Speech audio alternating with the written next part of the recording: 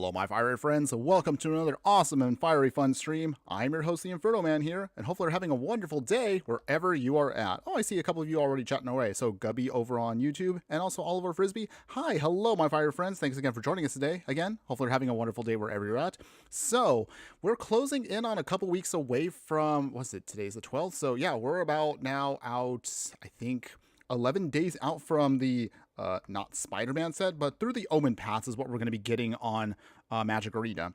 But until then, we still have a couple more decks that I do want to get through before we get to the next interesting set. It's going to be a really interesting set once it drops out. But until then, we'll talk a little bit more about that throughout today's stream. So today, we're just going to kind of take it a little easy today. No rankings or anything like that. We're just going to have a little bit of fun with our game. What deck are we playing today, though, in Arena? Well, I'm glad you asked. So without further ado, let's go ahead, let's jump into it right now and show you exactly what I'm talking about. Oh, I see a couple more of you also popping in over on YouTube there. That Pookie, hi, hello, how are you? I'm doing great. How are you doing today? Thanks again for joining us today. Hopefully you're having a wonderful day wherever you're at.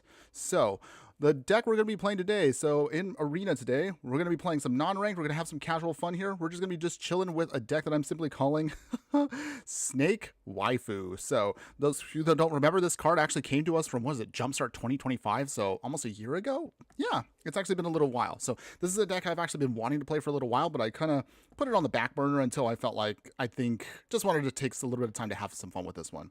But in any case, so for those of you who are new to this and those of you who haven't been around too often here, most likely, again, we're going to be playing some unranked here in Magic the Gathering Arena. We'll play again and just discuss what the deck is trying to do. We'll then have a bunch of matches, of course, in, well, it's going to be only unranked today, but still, we're going to have some fun with that. And then about halfway through the stream, we're going to try to upgrade this deck to see how well it can do if we actually really want to invest a lot more into it. But before we do, as always, let's go ahead, let's get started with the stats of the deck, because this is going to be a long one, because it's going to be one of those decks. Snake Waifu here is going to be Golgari colors of black and green. An average mana curve is going to be 2.4 for the deck. We're going to be rocking 24 creatures, 15 instants, 18 sorceries, 9 artifacts, 4 enchantments, single planeswalker, and 32 lands. So, what I'm talking about here is going to be Aphelia here, Viper Whisper. So this is going to be our key card here to help us get to our victory. Aphelia here, as you can read, is going to be a 2-mana 1/3 Gorgon Assassin legendary creature. She has Death Touch, and it reads, whenever Aphelia attacks, you can pay 2 mana. So it's going to be 1 and a hybrid Golgari. And if you do, you get to create a 1/1 black snake creature token with Death Touch. For 5 mana, until end of turn, whenever 1 or more Gorgons and or snakes we control deal combat damage to a player, that player will lose half their life rounded up. So, can be a very powerful and very devastating commander once she hits the battlefield, as long as we can just try to maintain everything. However, she is very mana intensive, so we're definitely going to try to ramp out quick here and try to see if we can just make that going. Either way, we're going to try to see how many snakes we can get out here with Aphelia here, and hopefully we can just get to our victory. Even if we cannot pull off her secondary ability, snakes with Death Touch are such a pain to deal with, so hopefully that should be just enough for us to beat our opponent. In order to do that, however, let's go ahead, let's discuss now every single card in the deck, so strap on in, everybody. It's going to take a bit, but I'm going to try to push through this as quick as I can. So, starting in the 1-drop slot here, we have some removal with Annihilating Glare. Again, destroy creature or planeswalker either by paying for or sacrificing an artifact or creature. Bone Shards also can destroy another creature or planeswalker for 1, however, you either have to sacrifice a creature or discard a card. Case of the Gorgon's Kiss, this is mostly just here for flavor purposes. The case enters, destroy a creature if it was dealt damage this turn. Solve the case by getting 3 or more creature cards that were put into the graveyard from anywhere this turn. And then once it's solved, you get to create a 4/4 Gorgon creature with Death Touch and Lifelink in addition to its other types. Fatal Push here, staple, great for us for spot removal in the early game. Trigger the Revolt to deal with any creature with a mana value of 4 or less. Farika's Chosen, 1/1 snake with Death Touch. Urborg Repossession here, so bring back a creature card from our graveyard to our hand. If we can kick it for an extra 3, or actually extra 2, we can gain 2 life, and then also we'll gain another target permanent card from our graveyard to our hand. Whispers of the Dross here. So we actually have a sub-theme to the deck, which I'll talk about a little bit later on, but this can give a creature -1/-1 until end of turn, and also we can proliferate. The proliferate, of course, will come in handy once we get to the secondary part of this game plan here. Ankle Biter here, another snake that's a 1/1 with Death Touch, so we have a ton of these in the deck, like Fang of Shigeki here does the same thing, Moss Viper does the exact same thing. Picker Poison here, again, this is mostly just for flavor purposes, but it's still a good card for us. Make your opponent choose to either sacrifice an artifact, sacrifice an enchantment, or a creature with flying, so this can be good for us at any given point. Thirsting Roots digs out a basic land for us, or we can use it to proliferate. Revitalizing Repast here, put a +1/+1 counter on a creature and give it indestructible, so kind of pseudo protection for us, or you can use it as a tap land. Prosthetic Injector here. So this is actually one of our secondary ways we can try to get our win. So a creature will get -2, we'll get +2/+0 and Toxic 1. You simply just equip it for 1. So putting Toxic means that then all of our cards that have Proliferate have a secondary ability, because then we can start putting poison counters on our opponent. We can start proliferating the poison counters. And the key number, of course, is if we can get to 10 poison counters on our opponent, they will lose the game. So that's kind of like our backup plan to this whole deck. Zephyr Boots here is going to be an equipment. It gives one of our creatures flying. Anytime we deal combat damage with that to a player, draw a card and discard a card. So it just helps us, again, just churn through our deck. Stone Coil Serpent here. It's an X creature, so it actually is a 0/0. However, whatever amount we pay, it'll enter with that many +1/+1 counters on it. Also has Reach, Trample, and Protection from Multicolored. In the 2-drop slot here, we have Hagra Constrictor.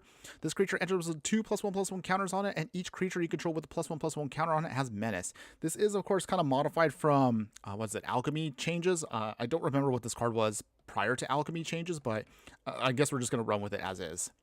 Anoint with Affliction here. Exile a creature with a mana value of 3 or less. If we manage to get 3 or more poison counters on our opponent, Corruption gets triggered, so that means you can exile any creature. Bitter Triumph here, again, more spot removal for the deck, either discard a card or pay 3 life to destroy a creature or a planeswalker.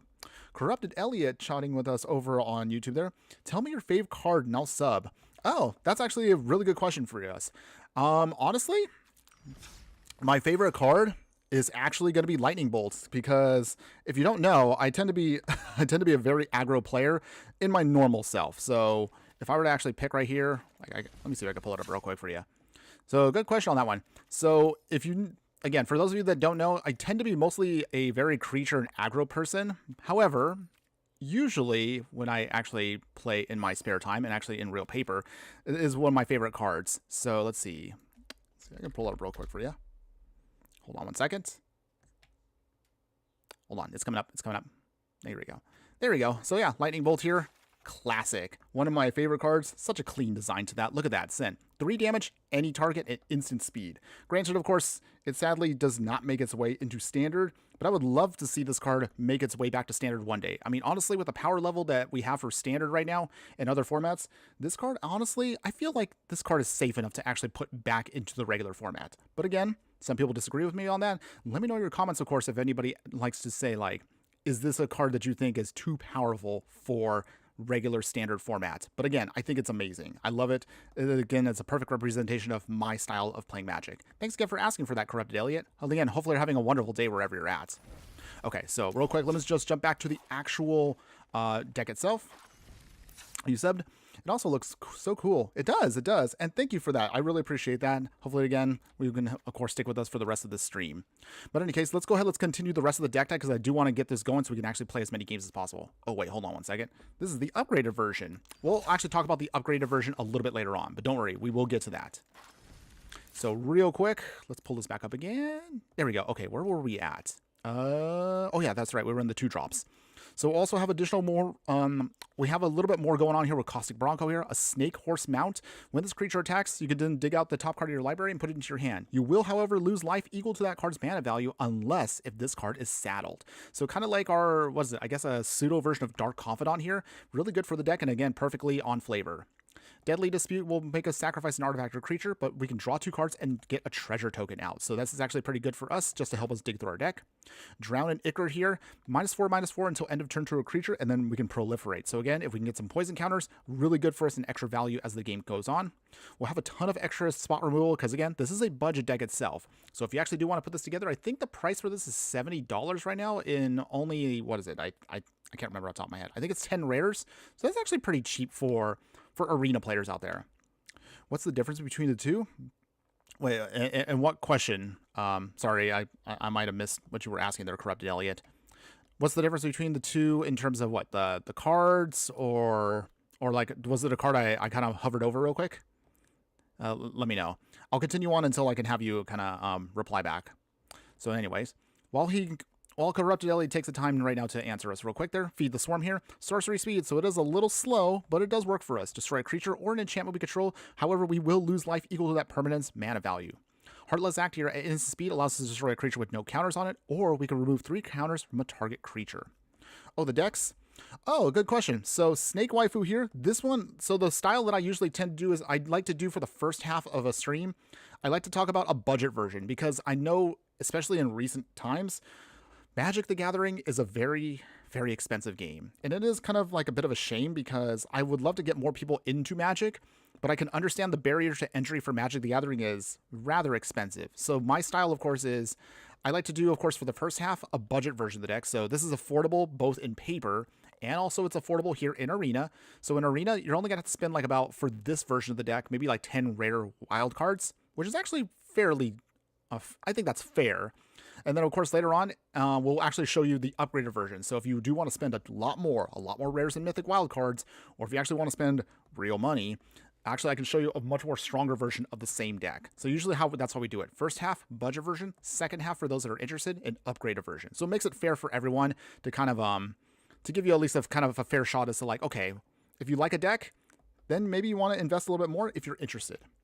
You're new to this, so you're learning. Okay, well, thanks again for joining us for that, and hopefully I can help you kind of learn a little bit more. So again, we'll put links for these deck techs once we're done with this stream. I'll usually put up, of course, a couple links at the very end of the details, so that way you can kind of look at them and kind of compare to see like, okay, do you like the budget version we played? Do you like the non-budget version? Are you willing to spend a little bit extra to make this a much more stronger deck? Or maybe you just want to keep it casual and just kind of have something simple and fun to play with. But thanks again for joining us on that. Appreciate that. So continuing on, let's go ahead, let's wrap up the rest of the deck because I do want to get us going to see how many games we can play. Necrogen community here is going to be 2 mana or an enchantment. Enchanted creature we control will get Toxic 2, so that means we can start putting poison counters if it hits. If the enchanted creature, however, dies, we can return that card to the battlefield under our control. So this is a nice way of also protecting our game plan here with Aphelia or anything else we want to put it on. Scourge of the Undercity here is a Gorgon vampire. It has lifelink, so it helps us stabilize. When this creature enters, another creature we control will gain lifelink until end of turn, so we can also give it some life and stabilizing. Sheoldred's Edict here, we can choose one at instant speed, so that means an opponent has to choose. They have to sacrifice either a non-token creature, a token creature, or a planeswalker. So this is actually kind of nice for us to kind of put our opponent in an awkward spot. Corrupted Elliot also asking, so if I would start, what would be a great starter? Oh, well, that's a good question. By the way, sorry for asking so many questions. No, you're good, man. I mean, again, my whole purpose again is like literally my channel is dedicated to trying to put out there as many budget decks and beginner friendly style decks. So players like you who maybe are trying to figure out, what to play with, have again some good options without having to spend a little too much in terms of the game. But again, if you actually kind of take the time later on, I would say, not to shill myself too much here, but go ahead and look through my channel later on. I do actually have one giant playlist of beginner decks. The beginner decks are great because you don't have to spend any heavy resources in this game if you want to just play something simple. And even if you actually like the decks to the point where maybe you do want to put them together, even in paper, the decks also that I have that are ultra beginner are pretty cheap. We're talking like, okay, well, maybe in terms of trading cards. I mean, most of my decks that are beginner budget friendly are averaging about maybe like between $20 to $35. So that's actually pretty good if you're a person that likes the game, but maybe you don't want to spend that much. That's okay though. Again, well, feel free to ask questions throughout the stream. I'm, of course, more than happy to answer anything you do want. Okay, we'll try for that. Nice. Okay, let's go ahead. We'll continue this Brawl deck, and then we'll try to get those games in. So let's see. Continuing on, we have Coiling Stalker here. Snake Ninja. It has Ninjutsu of 2. When this creature deals combat damage, put a +1/+1 counter on a creature we control, and that doesn't have a +1/+1 counter. So it can give us a little bit of extra pump here. Sneaky Toilet joining us over on Twitch there. Thanks again for joining us, my favorite friend. Hopefully you're having a wonderful day wherever you're at. I think the cheapest and easiest and still very meta is Mono White Life Gain.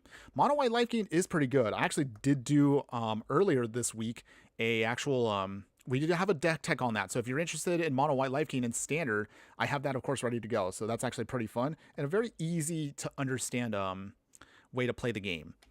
But we'll we'll try not to deviate too much here. Let's go ahead. Let's try to wrap this up here.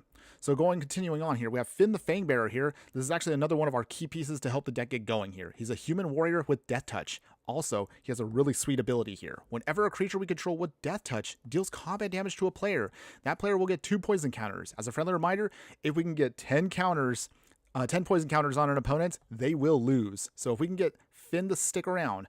Aphelia also has Death Touch, and all of our snakes have Death Touch. That means we should be able to close it out with Finn the Fangbearer if he sticks around until we can just get a good clean hit in. Either way, it really does force our opponent to do some bad blocking. So actually a really good card for us and almost essential to make sure we can get a secondary win here. We do have some spot removal with Infectious Bite. We'll deal damage equal to a creature's power that we control to a creature we don't control, and the opponent will get a poison counter. So this can be great for us to kind of get rid of certain things we want off the field. Naga Violist here, 2 mana, 1/2 Snake Druid. It's a mana dork for us, so we could tap it to add 1 mana of any type that a land we control could produce. Orochi Merge Keeper here, tap it to add green mana, or if the creature is modified, add 2 green mana, so good for us for ramping. Speaking of ramping, we also have some ramp itself, like literally ramping growth itself. Dig out a basic land, put it onto the battlefield tapped, and then shuffle. We have Smell Fear here, also has Proliferate, and then we can use this as a fight spell, so target creature we control will fight up to 1 target creature we don't control. Great for us to kind of push up against cards that maybe are a little too strong for us, but then we can use this to then maybe sacrifice a snake to then do some damage and get rid of a bigger creature. Tangled Fluorohedron here, you can either use it as a mana dork here as a 1/1 elemental, or you can just bring it in as a tap land however you need. Terror Sunder here is one of our stronger removal spells for artifacts and enchantments. You exile it. However, if you kick it for extra 2 mana, for 4 mana, you can then get rid of any non-land permanent. Unnatural Restoration here. For sorcery speed, bring back a permanent card from our graveyard to our hand and proliferate so we can start pumping up more counters. Speaking of counters, this is technically here the secondary commander to the deck. So after, if you are not too big of a fan of Aphelia here, you could swap out for this commander here, Hapatra, Vizier of Poisons. This actually was the key old school snake commander, but I know a lot of people like Aphelia now. Either way, both cards are great. This creature here is a human cleric. It's a 2/2 legendary that reads, whenever Hapatra deals combat damage to a player, put that many -1/-1 counters on a creature. Whenever we put 1 or more -1/-1 counters on a creature, we get to create a 1/1 green snake creature token with Death Touch. So we can start weakening our opponent's stuff and start putting out there a bunch of extra snakes that can also help out with our game plan. We'll have Arcane Signet here. Great, of course, just for just generating the mana we need. Swiftfoot Boots here. This gives our creature hexproof and haste, so that means we can put this on, say, like Aphelia to protect her from any spot removal our deck may throw, our opponent may throw at us. Words are hard, by the way. We have Boggart Trawler here. When this goblin enters, exile an opponent's graveyard, or you can use it as a land if we need to. Hooded Blightfang here, so there is a payoff here also for all those snake tokens we have, and also the other regular snakes. This is a snake itself with Death Touch, and it's a 1/4. Whenever a creature we control with Death Touch attacks, each opponent will lose 1 life, and we can gain 1 life. Whenever a creature we control with Death Touch deals damage to a Planeswalker, we also can destroy that Planeswalker instantly. So this is actually a great way to kind of spot removal and help us life gain and drain. Corrupted Elliot also asking, I'm starting to really like the game. What's the difference between common cards and rare cards if there are any? Oh, good question on that one. So we'll take a quick little pause here, everybody. So again, we got a newer player here, and that's totally cool. So common cards tend to be cards that are, you can pick up pretty easily. And again, as the name suggests, they're pretty common and easy to grab. Some common cards are pretty good, and a lot of common cards also tend to be a little bit meh. However, obviously, when you go stronger up the chain, when you get like rares and mythic rares, then this is when you get some really powerful cards. So cards that are rare, for example here, we'll take a couple of quick examples. So for example, let's look at Gutterbones here as an example of a good rare. So it's a Skeleton Warrior. He enters tap, so he can't really block for early part. However, what's nice about him and the reason why he's rare, for 2 mana, if he's in your graveyard, you can bring him back from the graveyard back to our hand, so you can reuse him later on. However, you can only activate this if your opponent has lost life in a turn. So what makes him rare and makes him strong is you can use him to sacrifice or maybe block later on in the game, and then later on you can activate his ability if you can make your opponent lose some life, so that you can keep reusing him. As an example of like something like a good rare card. If you're looking at something that's like a mythic, so mythics are higher than rares. So mythic rares are very powerful cards that can actually do some big stuff here. So for example, Aphelia here, our main card here that we're going to keep in our zone, she itself is a mythic, and the reason why is, as I mentioned earlier from her stats, she could do Death Touch, so that means if she does any damage to any creature, it instantly kills it. And also, her secondary ability allows us to create tokens, which also have Death Touch. So that means this is why she's a mythic, because she can also generate her own ability. And then finally, her final ability allows us to then get really quick to kind of closing out the game against an opponent. So just as an example of, again, like some of the reasoning behind some of these rares, some of these mythics, they're just very powerful cards. But again, as the name suggests, they're harder to come by. So just be aware of if you are going to play any decks in, for example, here Magic the Gathering Arena, Corrupted Elliot, some cards will be a little expensive and also hard to come by because you're going to have to use up a lot of your resources. So for example here, I'm a very avid player, but you can see right here from my collection of extra cards, I can generate right now 68 commons, I can make 36 uncommons, only 10 rares, and I'm down to 1 mythic rare.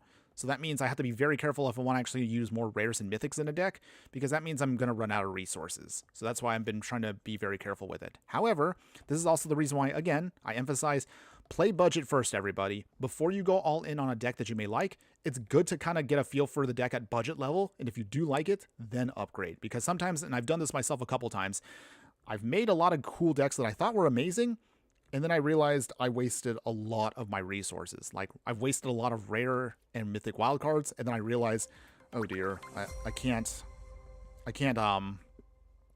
oh, actually, we just got another follow there. Winter Dragon 1744 over on Twitch there. Thanks again for that follow there. Thanks again for joining us today. Hopefully you're having a wonderful day wherever you're at. But yes, so just to emphasize there, Corrupted Elliot, this is why I say right now, and I say this to everybody out there, even if you're a veteran player like I am, build your deck first with a budget in mind. Don't try to go all in immediately on the rares and mythics, because if you're like me, and I've made this mistake a lot of times, you sometimes end up getting a moment where you kind of regret putting together a deck and you're like, oh man, this deck actually is not that good. And then I realize, oh, then I can't undo any of the cards that I made. So just an FYI, but that's also the reason why I do these streams. So you can see cool decks that maybe you might are interested in, but maybe you don't want to spend that much on first off. But again, that's just how I see it. Okay, let's go ahead. Let's try to wrap this up, because I do want to get to some games right now. So let's see, where are we at here? Oh yeah, Infectious Inquiry. So this is sorcery. You can draw 2 cards and you'll lose 2 life. However, you can give an opponent a poison counter. So that helps us with the poison game plan. Rattleback Apothecary here, 3 mana, Gorgon Warlock. She also has Death Touch, so still works with the game plan. Whenever we commit a crime, target creature we control gains the choice of Menace or Lifelink until end of turn. So for those that forgot, crime just simply means for this ability, if we target anything an opponent has, or an opponent itself or their graveyard, we're committing a crime, if you will. I do like that ability, though. Very easy to trigger off, by the way. Soul Coil Viper here, 3 mana, 2/3 snake. No Death Touch on this, but it's still a snake, so it works for us. However, you can pay 1 life, sacrifice this, and tap it, and then bring back a different creature card from our graveyard to the battlefield with a finality counter. You can only activate the sorcery speed, but it still works for us because we could bring back something that died and bring back something stronger that we might need. Vraska's Fall here, 3 mana here, instant speed. Force an opponent to sacrifice a creature or a planeswalker, and they will get a poison counter. So this is actually good for us to kind of get something out there for them. Oh, Corrupted Elliot. I gotta go. Thanks for telling me all the information, Soul. Check out your channel more later. Oh, that's okay.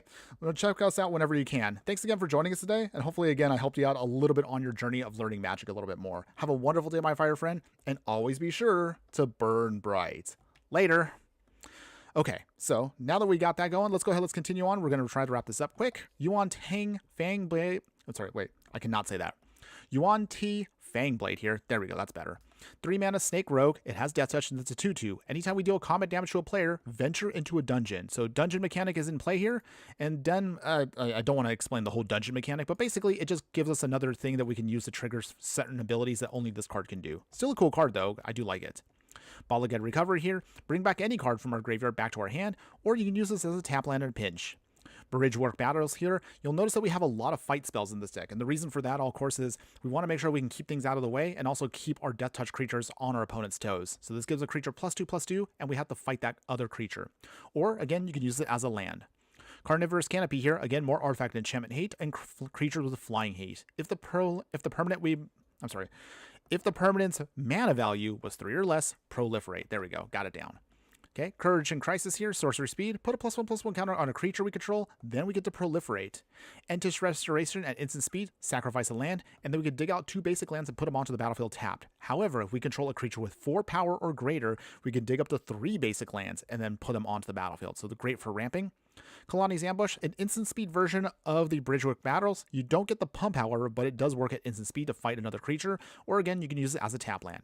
Sidewinder Naga here, 3 mana, 3/2, Snake Warrior. As long as we control a desert or there's a desert card in our hand, it gets +1/+0 and trample. Honestly, we don't really have any actual desert cards, so we don't really care about that ability. We just want it because it's a snake. Pitiless Gorgon here, 3 mana, 2/2, Death Touch. Simply put, just all clean. Vraska the Silencer here, another great Gorgon assassin here. She has Death Touch, and also it reads, whenever a non-token creature an opponent controls dies, we can pay 1. If we do, return that card to the battlefield tapped under our control. However, it's a treasure token, so this is a great way to kind of steal cards from our opponent and turn them into resources we can use for ourselves. Staff of Completion here. This is actually a bit of a catch-all spell for us. So this artifact, we can pay 1 life to destroy a permanent we control, pay 2 life to add 1 mana of any color, pay 3 life to proliferate, pay 4 life to draw a card, or simply tap for, we can pay 5 mana and untap the artifact. So great for us to kind of start proliferating and doing some stuff. Oh, you're back. Welcome back. Okay. Glad to see you again there. Again, how you doing? Also, before I wrap this up, where are you from, by the way? I usually try to ask that from new viewers and subscribers here. Hailing from us from another around the world like some of our others do.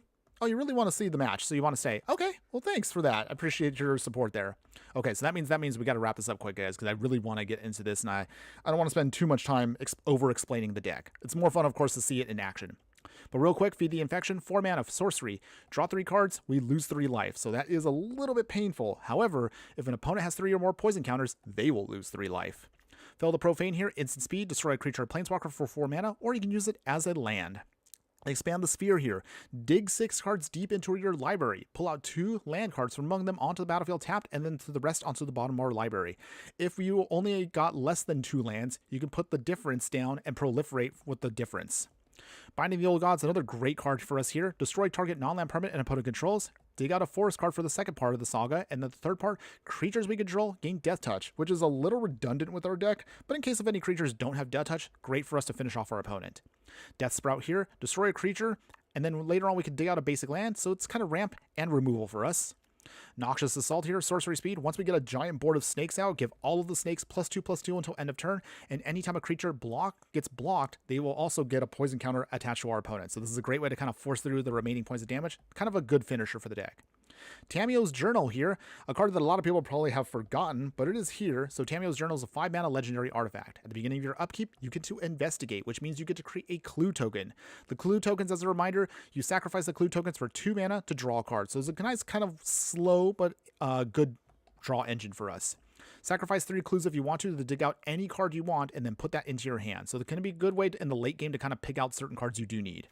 We actually do have a good payoff for those clues, however, with Persuasive Interrogators. 6 mana, so it's a little expensive, but it's a pretty solid thing here. When the creature enters, investigate, so it creates its own clue token.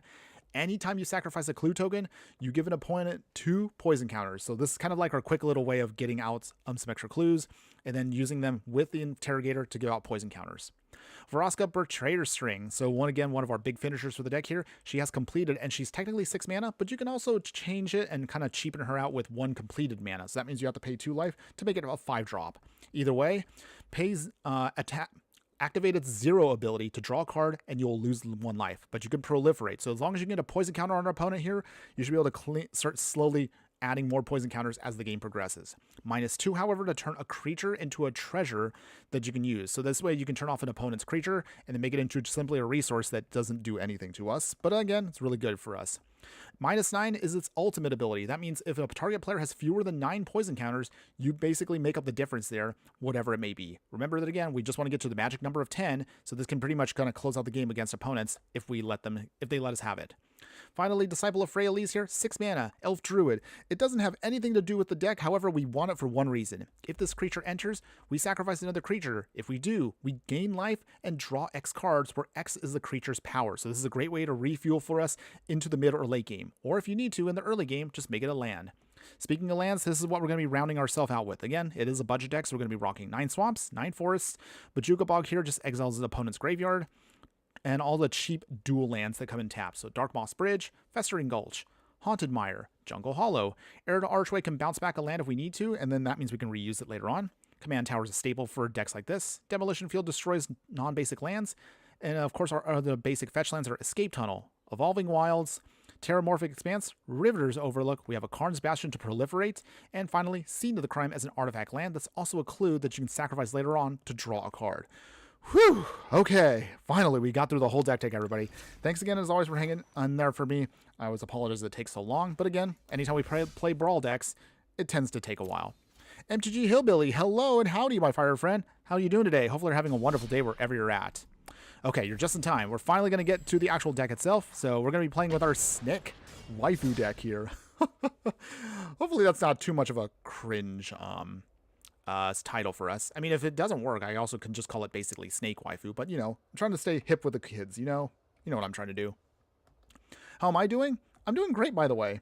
Right now, we're just going to see if we can just play a little bit of casual here. And I'm still trying to wrap my head around all of the Omen Path cards that are coming to us. So, again, for those that forgot, Spider-Man does come out in 2 weeks in paper. But remember, on Arena, I'm assuming it's a licensing issue. We won't be getting the Spider-Man cards. We'll be getting Magic's version of them. So I'm still trying to take my time right now to wrap my brain around every single card that I kind of have to kind of look at and then re-look at, because, you know, you look at the previews for Spider-Man, but the Arena cards are not Spider-Man. So it's very confusing me to try to figure out how to explain decks once the time comes. I'm sure we'll figure it out. I'm sure you also are probably going to get confused too. Am I right? You've been ranking with Mill?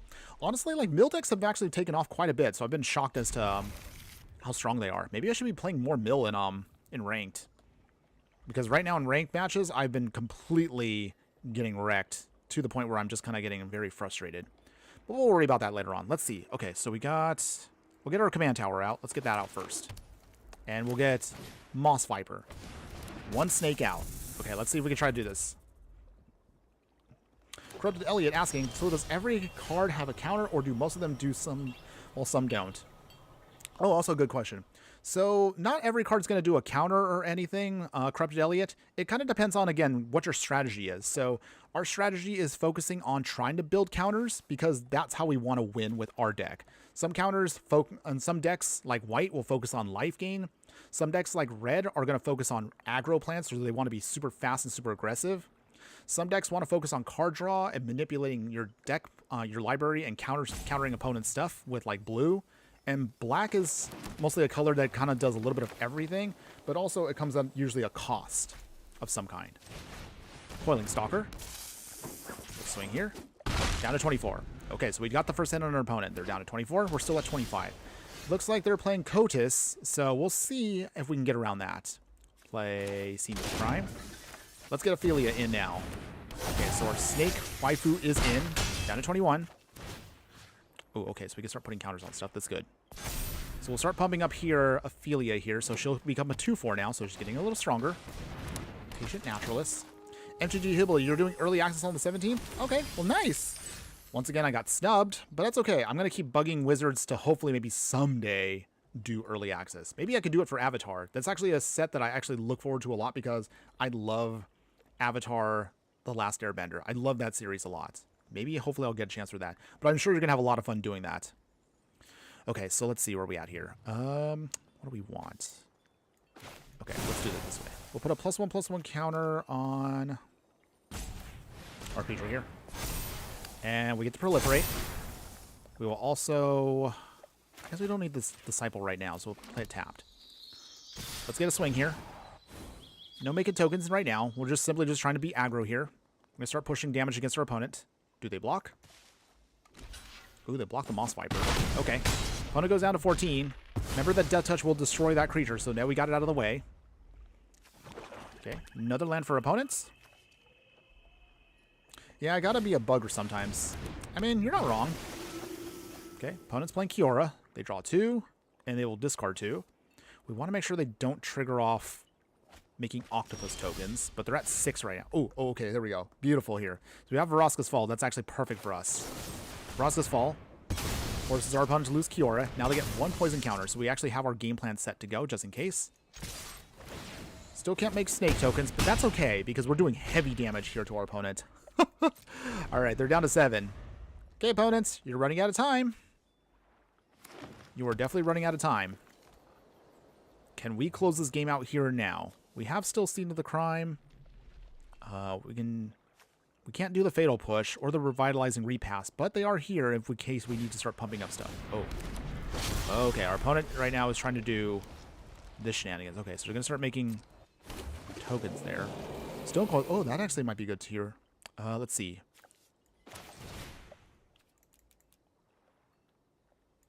Let's see. We'll do it this way. Stone Cold Serpent for 4. It's actually pretty nice for us. So if we can just keep this alive, maybe this might be our key piece here to get our victory.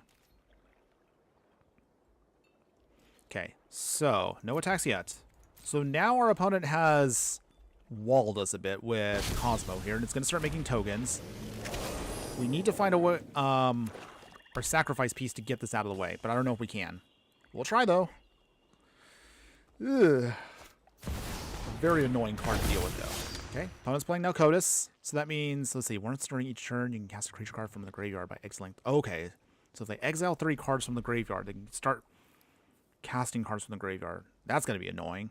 Let's see if we can try to find a way around that. The good news, of course, is Stonecold Serpent can push through multicolored creatures, so that's actually pretty good for us. Okay, Kiora. Draw 2 cards, they're going to discard 2. MTG Hillblade, wish I could refer you to Wizards so you can do early access. I mean, that's okay. I usually always assume that I'm never going to get acknowledged by them, and that's okay. I mean, I don't know. Maybe it's because, I don't know, maybe I'm just a spicy person. Maybe I'm just not, I don't know, maybe I'm not big enough in their eyes, or maybe I just don't bug them enough. It's not a huge deal for me, because I have, again, so many ideas that I always like to experiment with when it comes to budget decks. So, not a big deal. It's all good, though. Feed the Infection. So we're going to draw 3 cards. We will lose 3 life here, but that's a small price to pay just to make sure we can keep our game plan going. Okay, draw 3. Okay, lose 2. Or, sorry, lose 3. Evolving Wilds. So we'll sacrifice that and dig out a basic land. Okay, so what do we get here? I guess we'll get a Swamp.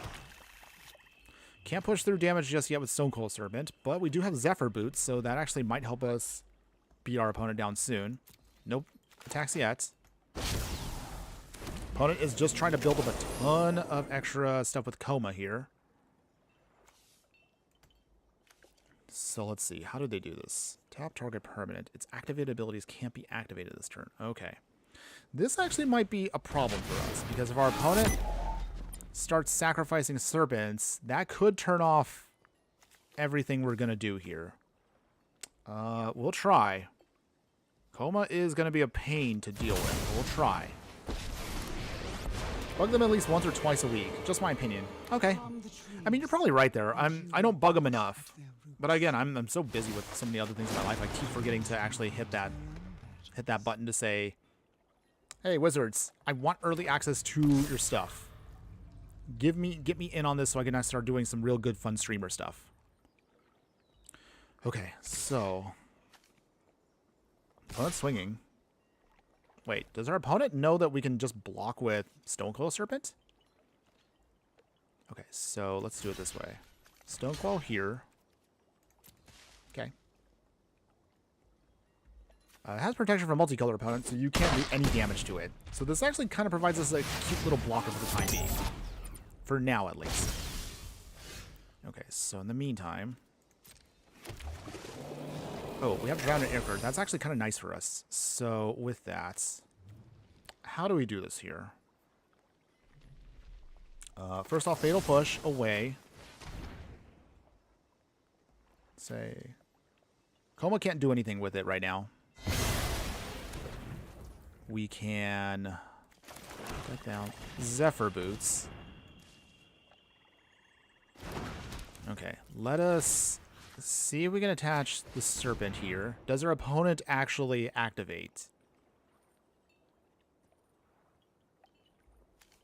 We can also weaken this if we need to. Okay, so they do let us have it. That's good. We swing here. Free damage. Down to 3. We will draw a card. Okay, we have to discard a card too. We'll just throw away the forest there. So, we actually are close to getting a victory here. We just need to get around all these serpents.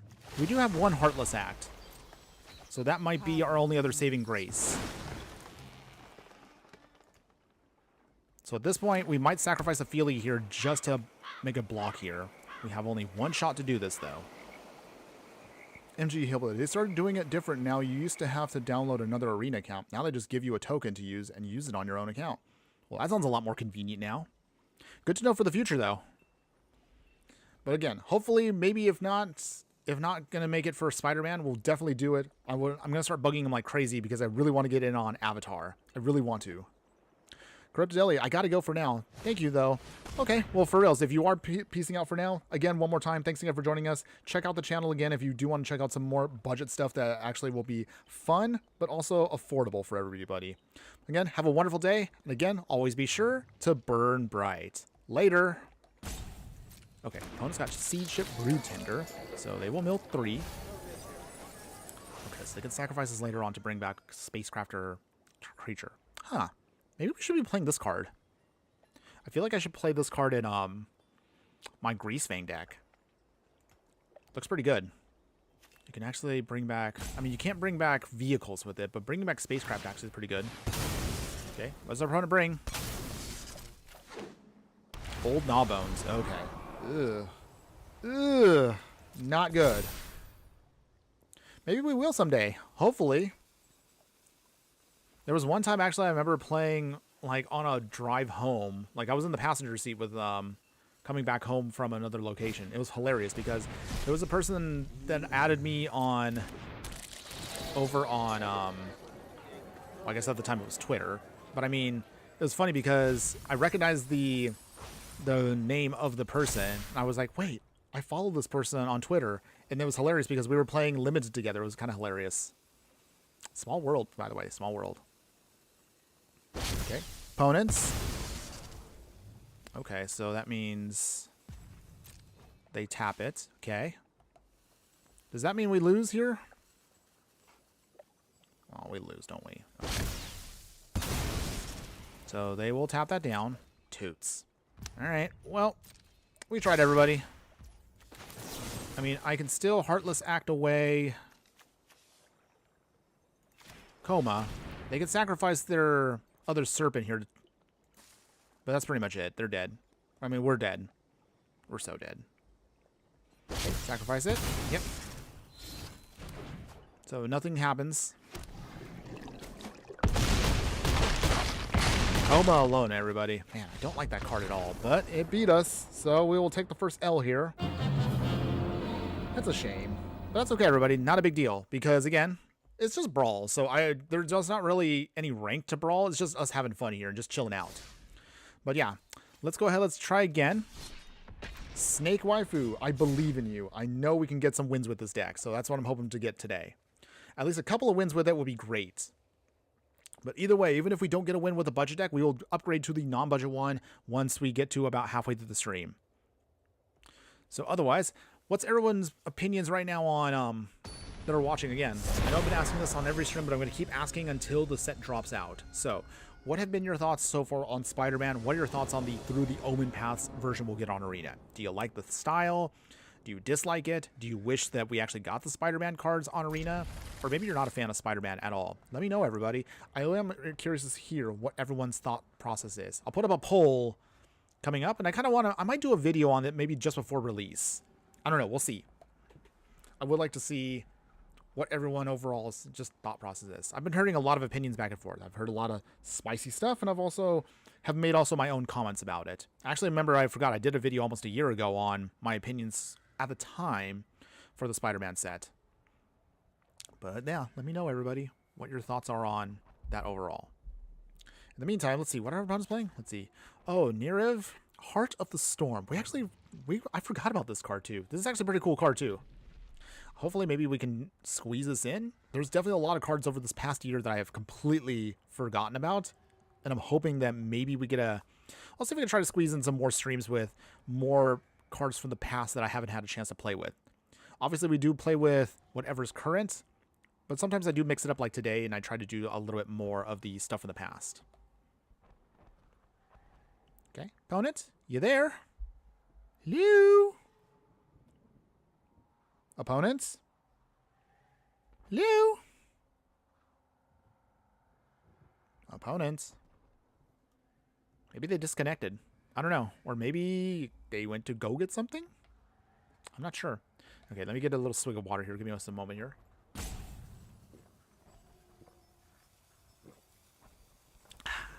Always make sure to stay hydrated, everybody. MTG Hillbilly. Not much synergy between all the Spider-Man cards. I will say, I'm, again, not a fan of it, really, realistically, but it is coming. So, and again, I'm just going to have to work with it myself. I will say, though, I do commend, at least, if nothing else, the fact that they really tried to make an in-universe version of every Spider-Man card that is coming in paper to Arena in a way that at least tries to do some form of, I guess I would say, like, cohesion. Because through the Omen Paths version we're going to get, it just feels like a core set. I mean, that's probably the simplest. It just sounds so goofy. Because, yeah, they were like, hey, let's make we can't do Spider-Man, so let's just do it as a core set. And that's really how it feels for me for it. That's not a bad thing. I actually do like the cards. The in-universe ones actually are hilarious, though. I mean, trying to figure out how to make 50 spider cards work is it's an interesting task. But I do agree with that. The synergies feel very meh. Like, I unironically wanted to make a new spider deck with actual, like, in Magic spiders. They sadly don't have that many synergies with that. So, I don't know. I'm scratching my head. I've been trying to come up with ideas, but this set's going to be a tricky one for me. I don't know how I'm going to be able to do it, but we'll try. I'm sure you have your own fun ideas of decks that you want to do. I only like the Spider-Man art on the cards only. I mean, that's fair. I mean, the treatments, at least for the, oh, I guess our opponent wasn't there. Oh well, free win for us. Make sure to get your dailies done, everybody. Always get your dailies done. Doesn't matter how you get your wins, as long as you get them. But yeah, I can agree with that. I mean, the art is not bad. I have nothing against anybody that actually does want to play Spider-Man as Magic the Gathering decks. Again, no hate on that, everybody. You all play what you want. I've always been a person that says, hey, you want to play with alchemy cards? Go nuts. If you want to play with, you know, the SpongeBob cards, the Sonic the Hedgehog ones, I'm not gonna lie, I'm guilty of it too. I do have actually across my channel, I do buy sometimes cards that are representative of other IPs that I actually enjoy. But if I had to, I guess I would say, if someone told me like, hey, we can just revert Magic to just pure Magic again, I actually would give up all of my Universes Beyond cards just to make Magic what it is. Again, nothing wrong with having them in. It's just, I don't know. This set just rubs me the wrong way. It really kind of does. And again, this is how I feel about it. I hope that the in-universe versions of the cards will maybe get a little bit more lore and a little bit more love once more people catch on to it. But we'll see what happens. I'm just hoping that for everyone's sake, at least something good will come of this. I don't even know how to even explain that. I don't know. Maybe I'm just rambling about this. Because I know everyone's like, I've had people that also kind of push back and saying, you know, like, oh, Infernoman, or you just sound like an old man. You just sound like a person that just doesn't get it. Oh, I get it. I know that this is just where it's going to go in the future. It's not where I want it to be, but it is what it is. So, I mean, if I want to keep playing Magic, I will have to learn a little bit about, you know, what's coming up. Okay. Coiling Stalker again. So let's see. They got Replicating Ring. They're playing Alendra, Saint of the Dusk. Okay. Oh, they have a Dismember. That's annoying. Okay, that's fine. Coiling Stalker. Okay. Replicating Ring doing its thing. So, we can actually get that off. Here comes Alendra. She has Hexproof from Instance, which is such an interesting ability. I don't even know what to say to that, but okay.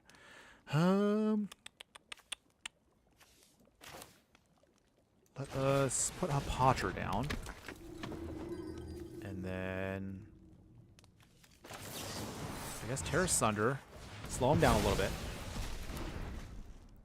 No attacks. So if Hapatra can start dealing combat damage, we can start putting -1/- counters on Alendra, and that slowly should be able to weaken her enough. We'll see. Oh, let's see. No blocks. They might have a combat trick. All right, back up to 25. Kalani's Ambush. That might be helpful for later, but at this point, I think we'll just get down Aphelia. Nice. We managed to get that combat damage in, so we'll start weakening Alendra here. And we'll start pumping up Aphelia. Nice. And also we get to put down the Snake. So that's good. There you go, everybody. So there you go. With both your main commander or your secondary commander, you can see where the game plan now works with us. So Alendra dies. Yes. All right. We managed to control this game here. Okay, Moss Viper. That's cute. Let's put down Snake. Oh, Soul Coil Viper. And we'll put down Moss Viper. All right. Our Snake Mommy. Snake Waifu. Doing her thing. Let's see. We will... Okay, hold on. We don't want to do this realistically. Let's see. Decline. There we go.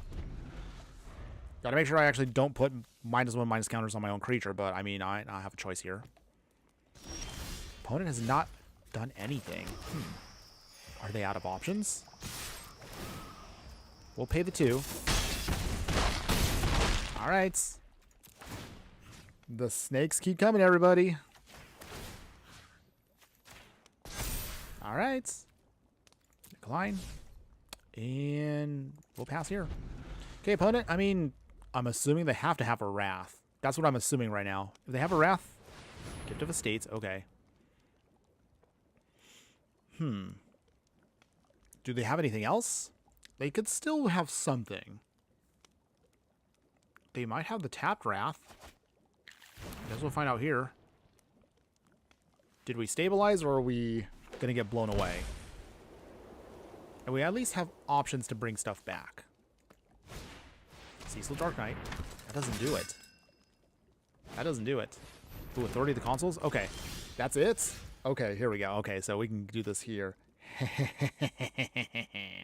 Alright, so let's see. Put this on. Coiling Stalker, why not? Submit. Pump up. And then we will put the Sapphire Boots on Hapatra. Alright, let's just... Actually, you know what? Let's get all attacks in. You know what? We'll just do it. Let's just do it. That was just an easy win there. Victory for us. Alright, first win of the day, everybody. Yeah. Alright. Nice. Alright. There you go, everybody. So we were able to show off the deck right there doing its thing, so I'm happy about that. At least we got one win there. MTG Hillbilly. I kind of hate that we will not get any Marvel cards on Arena. I will say, even if I'm not a big fan of having Spider-Man come to Magic the Gathering, at the very least, it would have been at least nice to have consistency by actually having them in Arena. But unfortunately, I'm guessing due to licensing issues with the Walt Disney Company, and I'm guessing Marvel itself with, what was it, Marvel Snap, or whatever contract they have, it's the reason why we're in this very awkward situation we're in. So it is kind of confusing and clunky for people that actually are like, oh man, I actually do like the Spider-Man cards. Let me play this on Arena. And they find out, oh, I can't play it in Arena. So I can understand that's a very annoying thing that we're all going to have to deal with. But again, like, I think this is going to be more of a content creator problem than it is like a regular normie problem. Just for the fact that just trying to go bouncing back and forth between, you know, what's the paper version and then what's the Arena version. But yeah, it sucks. I really wish we had to do it this way. Just give us consistency.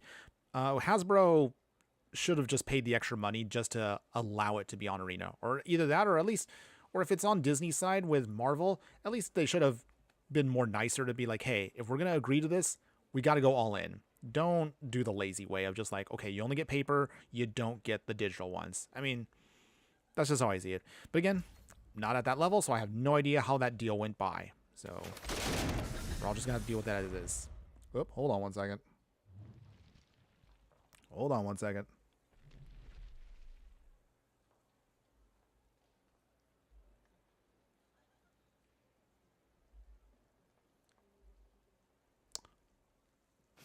There we go.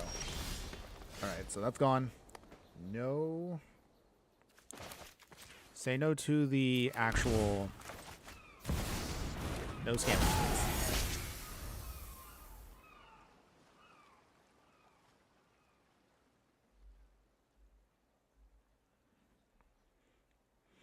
Okay. Now we got that out of the way. Okay, so what are we playing against? Tevel? Alright, here we go. Alright, trying to gain my composure again, everybody. Pick your poison. That's actually kind of nice for us. So, let's see. Put some insurance on top of Aphelia here. Pick your poison. They sacrifice an artifact. There we go. If you do something, you should do it and not do it halfway. I totally agree with that. Alright, 2 poison counters. So we can start now getting poison counters on things thanks to Aphelia here. But yeah, I have to agree. If we're going to get Marvel and we're going to get Spider-Man, because again, we have more Marvel sets that are coming out soon. Just give us all the cards. Because this means that now, I would argue that in the future, if it's going to be like this with Spider-Man, in the future, that means every single Marvel set that will come out on paper, like I'm guessing what? We're going to get, obviously, they have to do tie-ins for X-Men, the Marvel superheroes like with the Avengers. Just give us all the cards. Put them on Arena. Spend whatever money you have to, Hasbro. Don't do this the lazy way, because then it's just very awkward for all of us as players out there. But again, it is what it is. Okay. Aphelia might actually do it here on her own. Okay. We'll pass here. Okay. So opponent's got 4 poison counters, so we might get the poison win here. At least I hope we will. That actually would be a fun way to do this. We have Anoint with Afflictions now fully turned on with Corruption, so even if they bring in Tevil or they try to do any kind of indestructible shenanigans, we can totally hose them. Oh, here we go. Oh, this is just beautiful. This is what we came here for. Sanitarium, Skeleton, okay. Got a cute little skelly. Alright, we got another Swamp here. Anoint with Afflictions. Say goodbye. Too bad, opponent. Okay, so we probably won't get any poison counters from this block here, but it is what it is. Let's just sacrifice a swamp. We'll get out 2. Let's get out 2 swamps. Swing here. Blocking opponent, I'm guessing. Wait, they blocked the snake token? Really? Huh. I thought they would have blocked Aphelia. Okay, well, sure, opponents. I don't mind that block. I mean, that's okay with me. I think our opponent probably didn't think that one through, but that's okay. I mean, we've all made our mistakes like that, so it is what it is. Okay. Let's see. Opponents. Still got quite a few cards in hand. We're running out ourselves. Oh, a question again for everybody out there that is watching, whether you're watching live or on the replay. So what are your decks playing right now? What format you're currently playing in? Are you playing right now Standard? Are you waiting for VB to get actually banned out of Standard? Or are you waiting for the next set of cards before you maybe try them out in a different format? I've honestly been all over the place myself, but I haven't really picked a deck that I actually like.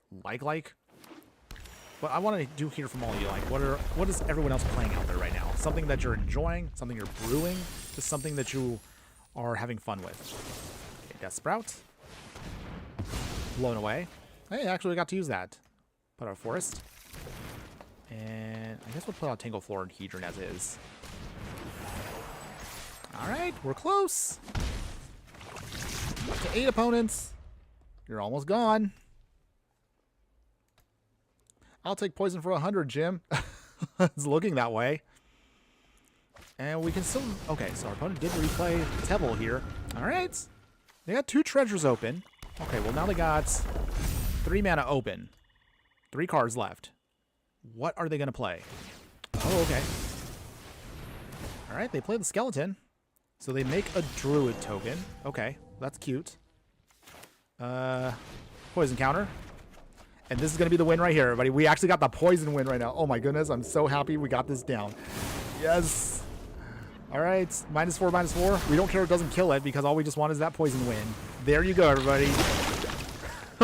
Snake Waifu for the victory with poison. Yes. Oh my goodness. Oh, that was beautiful. That was our win con, or at least our alt win con to this deck. All right, we managed to get off 1 with that. I'm really happy about that one. All right.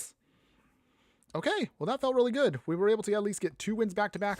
One with just snake tokens, and this one was the actual poison win. So yeah, it actually can work. However, as we are now hitting the halfway point of the stream, what if we take this deck to the next level and upgrade it? So if you do want to invest a little bit more, maybe you got a lot of extra rares and mythics you actually do want to spend, you like what the deck is doing, let's show you again what I would recommend for you to make this deck even stronger than it currently is. Bare minimum, if you do want to make this deck stronger as always, please upgrade your mana base first. I obviously cannot stress that enough, but seriously, that'll of course give you the stronger consistency and better ways of casting all your spells on time. So with the upgrades to this land base, we'll get Phyrexian Tower here. You can sacrifice extra creatures to add some 2 black mana, so this can be good to ramp out at various points. A Boseiju here, just basically a free roll for us. You can discard a card with channel to destroy an artifact, enchantment, or non-basic land. We will also throw in all of the rare duels we can afford. So Blooming Marsh here, Darkmoor Pathway, Deathclap Glade, Llanowar Wastes, Nurturing Peatland, Overgrown Tomb, Restless Cottage here, Underground Mortuary, Wasteland Verge, and Woodland Cemetery. As far as the utilities, not many real upgrades for this. We will add in a Fable Passage now as a much more stronger fetch land for us. A Fountain Port here. This can utilize the extra tokens we have to draw more cards. We'll throw in a Mana Confluence here for better consistency with the mana base. As long as the Mirax here, we can also make some tokens with this for Phyrexian Mites. But they can use those for a bunch of reasons. Prismatic Vista, also another stronger fetch land for the deck. And finally, Verdant Catacombs here is our best fetch land for the deck. You actually can add in the other fetches. You don't have to have it like it shows right here. It shows Golgari colors of black and green. That doesn't mean actually this can only go in the deck. You can use any fetches for any of your decks because they don't have the mana symbols on there that kind of restrict you to specific ones. I just do it this way just to kind of find a decent balance and to show you that there are many others you can use. But hey, boost it up however you want. Now, as far as the other upgrades I would give for this deck, if you actually want to really kind of take it to the next level, we'll kind of start from the top here. So in terms of other cards here that we want to upgrade, not too many things that are going to be heavy in the early part of the game, but just kind of circling back here, one of the best options for you, once we start, let's see, I'm trying to see where our other stuff is. Guys, I can never keep track of it myself. So in terms of upgrades here, we'll add in some much more better mana dorks. We have Fanatic of Ronos here. It can tap into Garth for green mana. It's a 1/4, so good blocker. However, you activate Ferocious with it by having a creature with power 4 or greater. You can activate it for 4 green mana. So this can be a great way to kind of pump ourselves up a ton here. It also eternalizes, so that means if it dies, you can bring it back as a token, and that's actually good because it actually becomes itself a 4/4. So you can actually tap it for 4 green mana. So great for us. We'll add a Heroic Intervention, so this is going to be our way of protecting our whole game plan here by giving all of our permanents hexproof and indestructible. Sean O'Brien, hi, hello my fire friend joining us over on YouTube there. Thanks again for joining us today. Hopefully you're having a wonderful day wherever you're at. Okay, and then as far as the other upgrades to this deck, we're going to throw in Innkeeper's Talent here, a really good card for us because it'll slowly start adding +1/+1 counters to our creatures. If we get to level 2, gives all of them a little bit of protection with Ward 1. And then finally at part 3 here, this is the best part, if one or more counters we put on a permanent or a player, put twice that many counters of each kind that player would get instead. So this can actually speed up our poison game plan very quickly if our opponent is not careful. This also works with planeswalkers and ultimating them immediately. This gives us a really quick way of putting +1/+1 counters on all of our creatures. So that's a major upgrade for the deck. We'll have Inscription of Abundance here, so we can then choose this to either use this as a fight spell at instant speed, give us some counters, gain some life, whatever we need to. It's a great catch-all for us, and also you can kick it for an extra 2 mana. Lotus Cobra is an auto-include for this deck. Anytime we trigger the landfall ability, you can add 1 extra mana of any color, so good for us to just start ramping out. In terms of other upgrades in the 2-drop slot here, we'll also add in Hollowwork Merg Siege here. As the enchantment enters, choose Sultai or Abzan. Choosing Sultai means that anytime we get counter on a creature, we can draw a card. However, you can only do this once a turn. And then finally, Abzan here. Anytime we attack, put a +1/+1 counter on a creature, on a target attacking creature, and it gains menace. So good for us to kind of start pushing out more damage. The Meat Hook Massacre here. I really wish we didn't get the nerf here in Brawl, but it is what it is. Still a good Wrath for the deck here. Gives all creatures -X until end of turn. Unfortunately, if this was the real version, anytime a creature would control dies, we can then life gain and drain them. But because of the the Alchemy nerf, you can only make our opponent drain for 1 life. Still a good card though, and I would still recommend it for the deck. In terms of upgrading the 3-drop slot here, I'm trying to see right here, what did I miss? I don't think I really missed anything here. Oh, we actually do add in Prowling Serpapod here, so it's a cat snake. And also this means that not only can this spell be uncounterable, creature spells we control also can't be countered. So good for us against mono blue players out there. We'll throw in Archdruid's Charm. Same thing, instant speed, choose it. You can either use it to exile an artifact or enchantment, put +1/+1 counters on a creature we control, and then use its power to deal damage to a creature we don't control. Or you can use it just to dig out a land of any kind and put it onto the battlefield. Otherwise, you can put that card into your hand if it's a creature land you're digging out at instant speed. Farika, God of Affliction here, has Indestructible, so this is literally the god of snakes, so we had to throw it into the deck, of course. As long as our devotion of black and green is less than 7, it's not a creature. However, for 2 mana, you can then use this as Graveyard Hate. Exile a creature card from a graveyard, and that owner creates a 1/1 black and green snake enchantment creature token with Death Touch, so great for us overall. We'll add in, let's see, so for the 4-drop slot here, we also have some good stuff here. Enduring Tenacity, another snake, and it's a Glimmer as well. Anytime we gain life, an opponent will lose that much life, so we love that. If it does die, bring it back to the battlefield. However, it's no longer a creature, it's just an enchantment. So that's interesting for us to make sure we can still have something on the battlefield. You will add in Yagwa Thran Physician here. While he's not a snake, he does have the Proliferate ability, which can be very, very powerful for us. You pay 1 life and you have to sacrifice a creature, but you put +1/+1 counter on up to 1 target creature, and you get to draw a card. So good for us to kind of do a draw engine, and also start putting -1/- counters, which also goes very well with Hapatra here. Vraska Golgari Queen here. We also will throw in, so we can use this as also for flavor purposes. However, take her up for 2 to then sacrifice a permanent. We do gain 1 life and draw a card. Also take her down for 3 to destroy a non-land permanent with a mana value of 3 or less. And then finally, her ultimate ability, if we manage to make this go off, -9 to get an emblem where it reads, anytime our creature we control deals damage to a player, they will lose the game. So this can also be another way of providing us a backup win con for the deck. Finally, in the top end here, we have Rottenmouth Viper here. As an additional cost to cast a spell, you can sacrifice any number of non-land permanents, which makes it cheaper to cast. And then once it enters, put a blight counter on it. Then for each blight counter, each opponent will lose 4 life unless they sacrifice a non-land permanent or they discard a card. So this is going to be a great way also, another finisher for the deck. And also with Proliferate, this card can get out of control if an opponent does not have an answer. Finally, our last major upgrade to the deck, the Great Henge. I mean, I just had to put this card in. While none of our creatures are huge, if we can still manage to get some counters on stuff, this will be cheaper to cast. And then finally, we can just use this as a really expensive mana dork to gain 2 life, add 2 green mana, and anytime a creature we control enters, non-token creature by the way, put a +1/+1 counter and draw a card. So a great way to finish off our opponent there. Woo! Okay, so let's give now the upgraded version of the deck a try. Let's see how well it does. And I think this also will be just as good. All right. Woo! Excuse me. Okay. So, all right, let's see. Can we get this going here? Can we get this going? I'm looking forward to this one here. It should be fine. Should be a lot of fun for us. Whew, all right. Let's see. We're going to be playing against... Oh, we're playing against the Tarmogoyf deck. That'll be interesting. Let's see. Okay, so we got the Meat Hook Massacre. We got Graveyard Hates. Terra Sunder. Okay. Nothing we can really play in the early game, but we can generate tokens anyway with Aphelia, so we should be okay. Okay, see it towards Proving Grounds. Mox Amber. Mox Opal. Oh no. Ugh. Opponent is not playing around with us here. We'll see, though, if we can get around it. Okay. Let's see. Shifting Woodlands. That's Mirror Corp. Okay. Opponent's not playing around. They definitely want us down. But we do have options here. We have Terra Sunder. So if we can, I think what we'll start doing is we're going to have to start getting rid of their artifacts and enchantments quick. So, Lily on the Veil. Alright. Opponent's probably going to tick down here. It's annoying, by the way. Yep. Alright.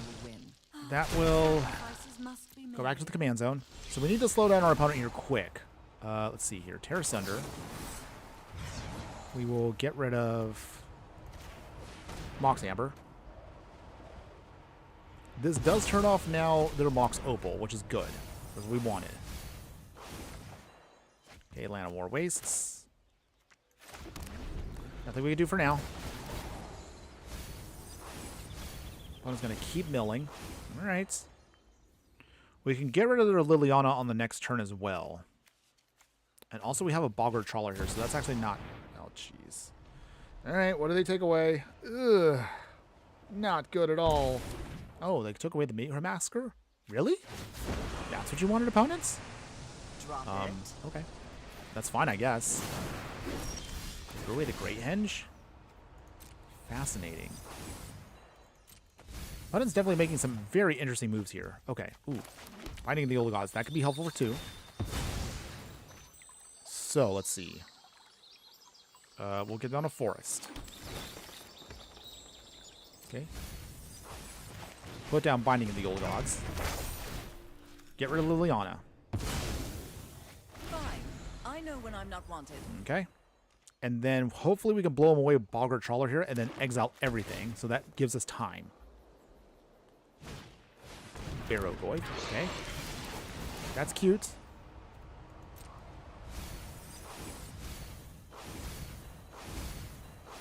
Ugh. Not good. We dig out a forest, though, so this is kind of nice. Overgrown Tomb. Enters tapped. Fountain Port. We will Bitter Triumph and pay 3 life. Barrow Goyf goes bye-bye. Carnivorous Canopy. Mesmeric Orb dies. Oh, we got him. All right. I was like, okay, little by little we'll just beat them down here, but okay. Well, they ran out of resources because we were about to blow away with Carnivorous Canopy into Bogger Trawler, and that would have hosed them completely. But okay, I'll take a win. I'll take the win. Win's a win. All right, so, I mean, the deck didn't get a chance to do much there, but this is the reason why we threw in a lot of spot removal for the deck. So blowing away an opponent's artifacts, enchantments, planeswalkers, we had no problem there. And then once we were going to get down that graveyard hate, oh man, it would have been game over for our opponent there. Even if we were only just going to coast on Aphelia herself. But okay, I will take it. No complaints there. All right, so let's do this, everybody. Let's go. It's time to Yeah, all right. All right, feeling it now. All right, feeling that momentum. So we got Bridgework Battles here. Urbroke Repossession. We got a Karn's Bastion. That's cute. Okay, tap land. Opponent's playing Yarok, which is value train for days. We actually have played Yarok in the past, but we will see if that might be a problem for us. Let's see. What do we want? A tapped Bridgework Battles. Should be fine, right? Opponents. Verdant Catacombs. They're sacking it. Okay, they get out a Hedge Maze. Doing some surveilling. We get a Nurturing Peatland. That's cute. Aphelia. So early on, again, you don't have to play Aphelia super early. I'm just trying to do it just to kind of start putting pressure on our opponent once we can start doing snake tokens. Okay. Oh, okay, opponent. Okay, so here's how we do this here. Okay. Let's get down, actually, Deathcap Glade. We will swing with Aphelia, pay the 2, make a snake token. Opponent, do you block? All right, they don't block. Whispers of the Dross. There we go. Hydra down. That's nice. Lotus Cobra. All right, so we got to get rid of that too. We will try to find a way. The good news, of course, is we have Vraska here, so that means we can actually start immediately taking her up by getting rid of snake tokens. Oh, okay. We also have other Vraska too. Oh man, this is gonna be good. Hard ourselves for 1 there. We swing here. Coming until it's too late. Down to 21. We will actually probably should get rid of that now. I'm going to be If they have a way of getting rid of our Vraska here, that's so be it. But that's a small price to pay to make sure they don't start ramping with Lotus Cobra. Tap land, Binding in the Old Gods. Ooh. So, Vraska bye-bye?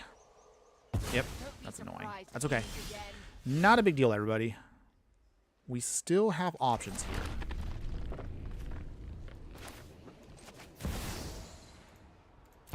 Hurt ourselves, that's okay.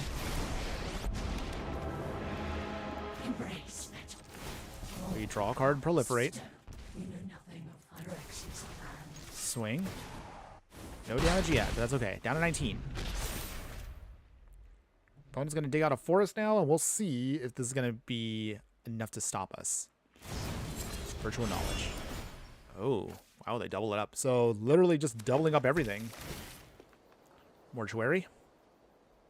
If Vraska does stick, that means their Yarok is going to be in trouble because we can just easily stop him with that. I also realized we can actually bring back Okay, Tireless Provisioner. Boggart Trawler. Huh. Okay, so how do we do this here?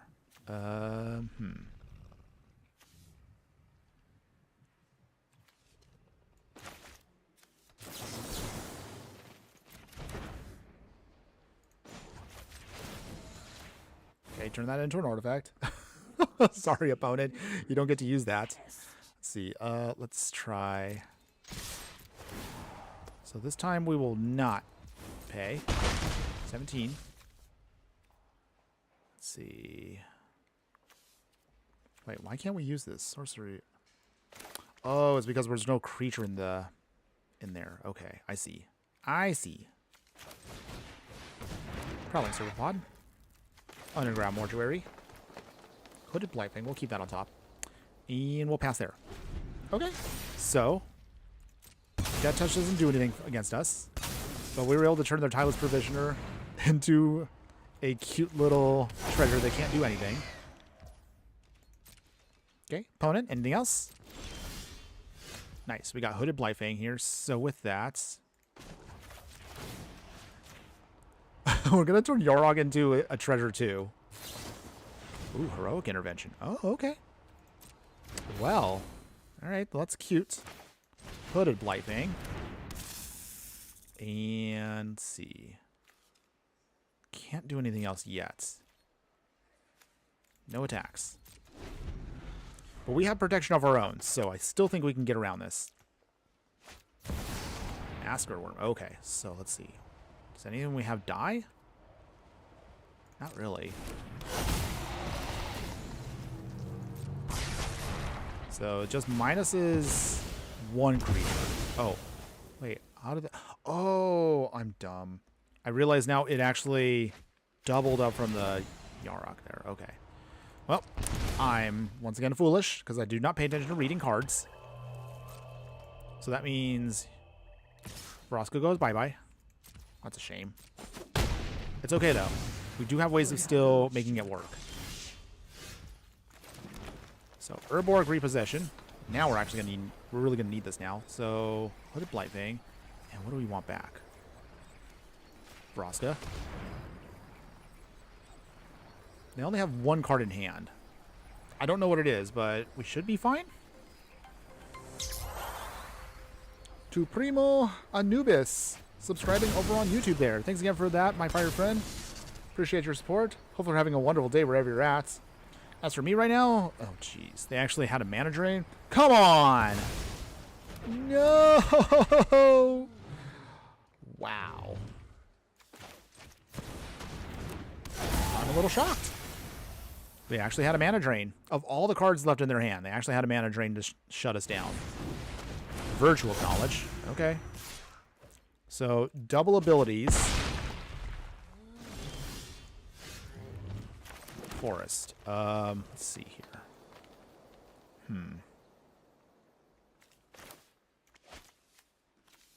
Boggart Trawler.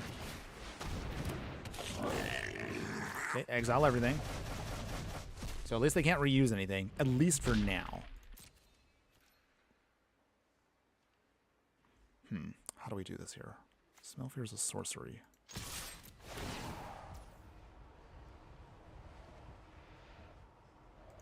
Okay, the 1. All right, can we do this here? Down to 19.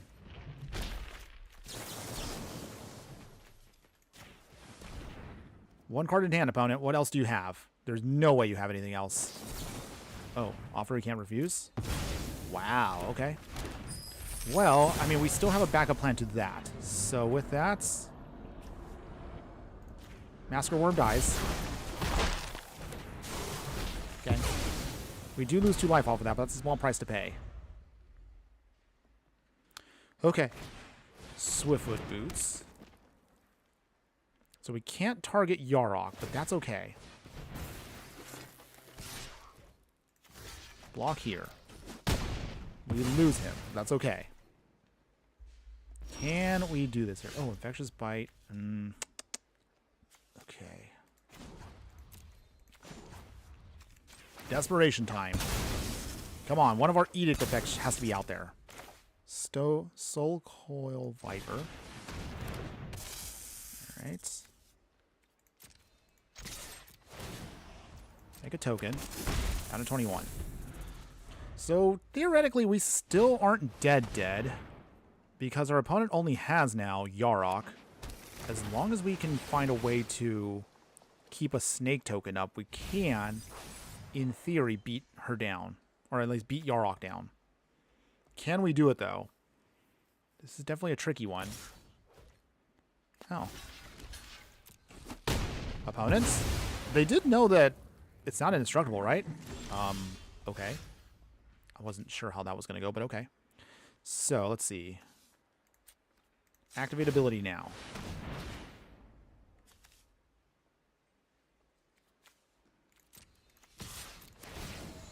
Okay, we will pay. All right, there we go. Drain them out by that much. Okay, phew. So let's see. And then I guess we will sacrifice here. Get Blightfang. Okay.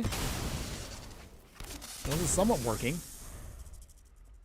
Okay, so they're going to have to pay a lot for Yarok to come out. They have one card in hand, though. Grim Tutor. Oh. What are they getting?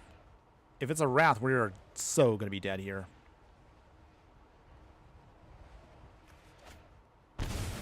Down to 8. Damnation. Yeah, I figured. All right, back to the command zone you go. Yuan T Fangblade. So, okay, Aphelia coming down again. Whew. Well, this can still go anybody's game here. Oh, wait, hold on. Full control. Here's why. Opponents. Submitting. No way, opponents. Yeah, that's the clutch play right there. Phew. Ooh, that was way too close. Okay, so we will keep up the pressure here. Down to 7. We have a lot of snakes now. Okay, so opponents. Still trying with Yarok. They're not giving up. I mean, they could put the Swift Boots on it. That's perfectly fine, too. Oh, wow. Desperation Swing. Wait, why are they doing that still?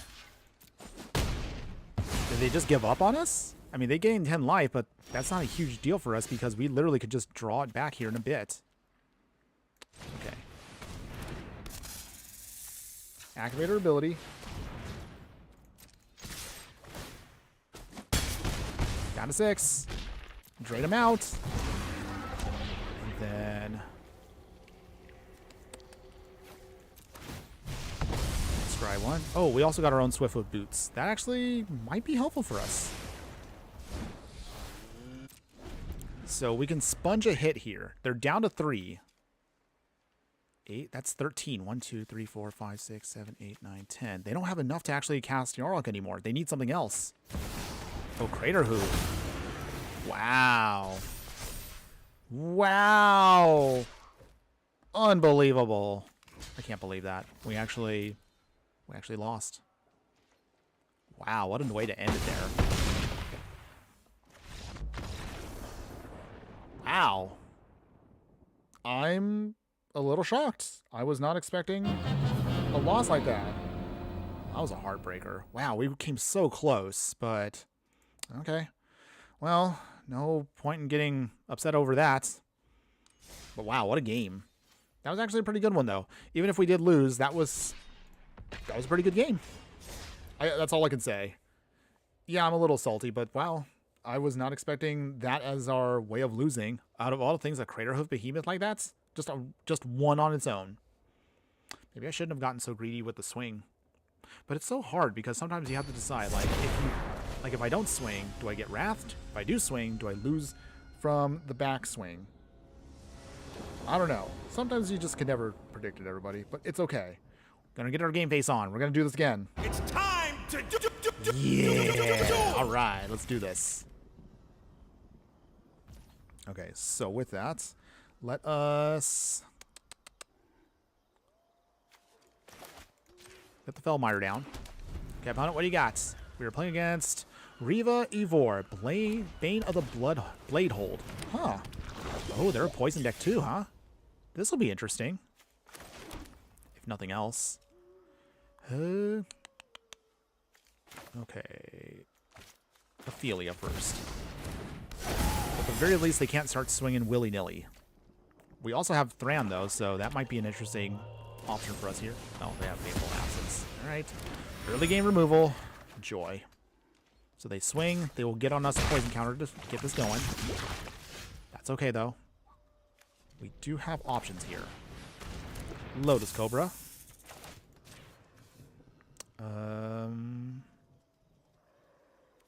Tapped.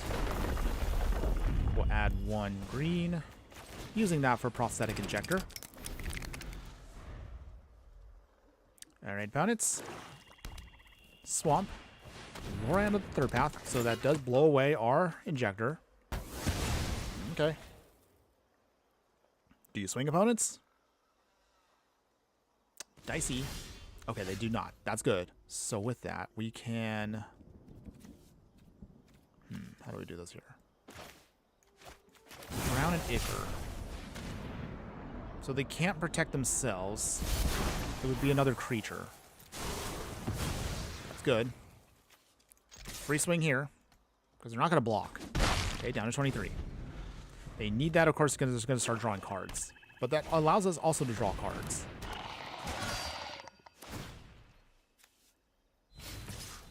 Okay. Okay, here come the mites. We will make black. We can Thran. I'm sorry, Yawgmoth Thran's position. And let's see. Nothing yet. No attacks. Okay, we need all of our cheap stuff to start going off here. Okay. Draw a card. All right, opponent, what you got? Anything else? Okay. 5 cards in hand. Can we beat them? Banner of Kinship. Is this artifact? What does this do again? Okay. That might be a problem for us if we don't get rid of it quick. Ooh.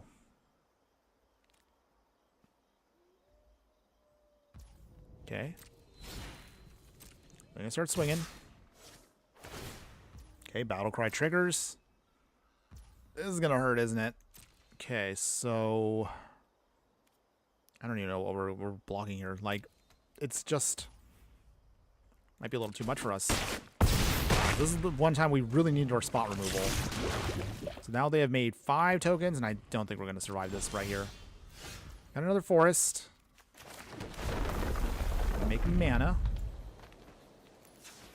Black. I mean, there's not really anything we can really do here. Even if I put down the Hooded Blightbane, we don't have any of our snakes to... with Death Touch to start doing anything. Okay. Draw a card.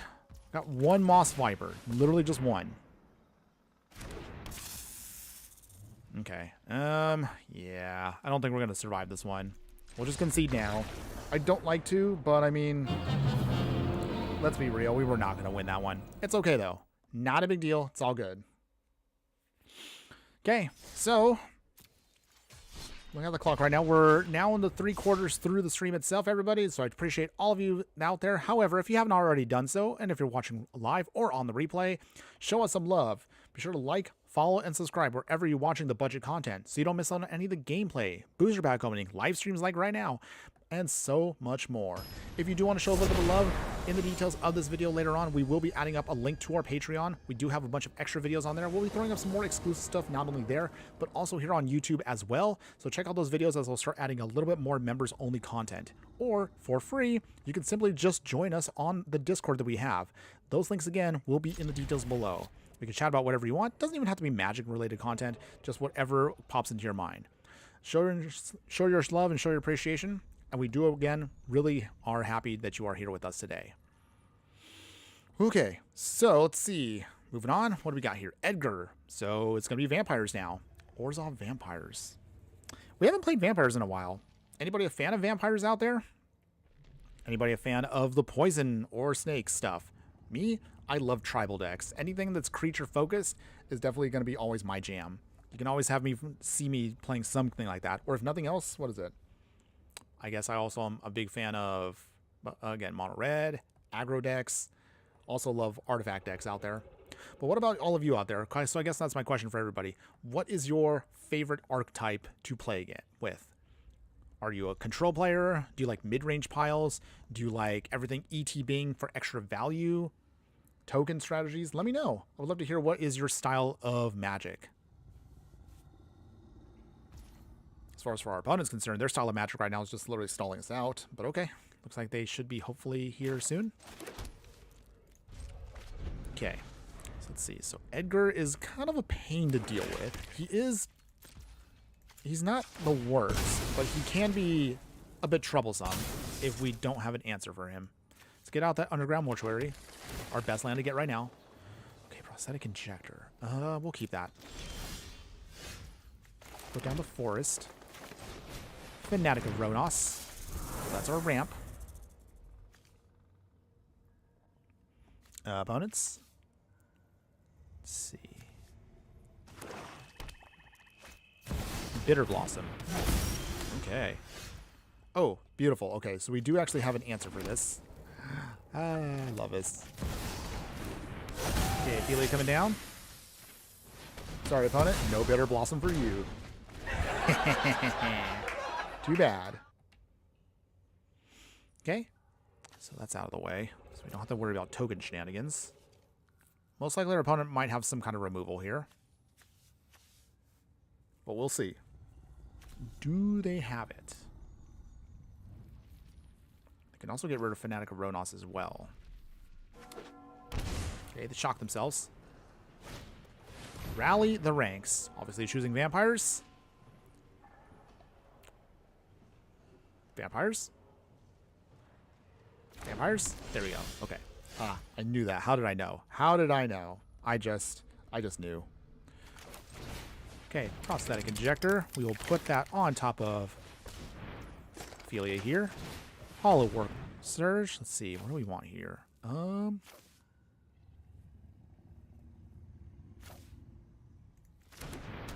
Do it this way. Counter. Down to 21. And we get our first poison counter. So we are slowly making our way. We're going to get him. We're going to get him.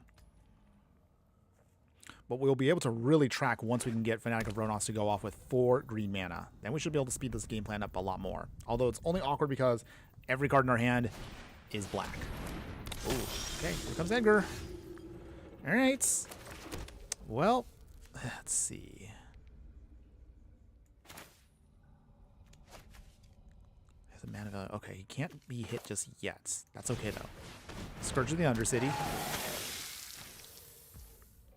It gives it menace, right? Okay, that's good. And we'll pay the 2. There we go. Nice. Okay, so little by little, getting those poison counters. If we can just get one more, Edgar won't be much of a threat for a little while. Okay, Metallic Mimic. Choosing the vampires. Blah. Blah. Is that what? Oh, no, jeez. All right, well, there goes Aphelia, everybody. That's annoying. Not the worst, though. It's not horrible. We can still get around this game plan. Opponent does swing. Edgar gets blocked, so he will flip. Does our opponent put him back in his hand, or does he flip him into... Yes, okay. Whisper of the Dross. Okay, so with that, first off, that goes bye-bye. And we will equip Prosthetic Injector. Swing with both. Put a counter on it. Down to 14. Corrupted now is active, so that's good for us. We just need one more counter on it, and Fanatic will be a lot easier to utilize. However, our opponent does have 4 cards in hand. We are only down to 2. Cleric class, okay. They can start gaining life soon, okay. Twilight Prophet. Oh. And the city has given them their blessing. Urborg Repossession. That doesn't help us out right now, does it? Okay.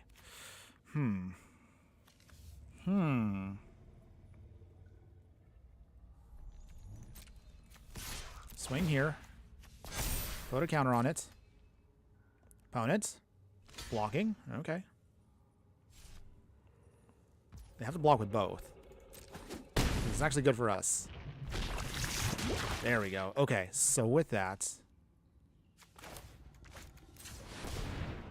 4 mana. Beautiful. Aphelia coming back in. And... Soul Coil Viper. Alright. We're slowly going to make our way through this. We will grind it out if we have to. Don't give up. At least not yet.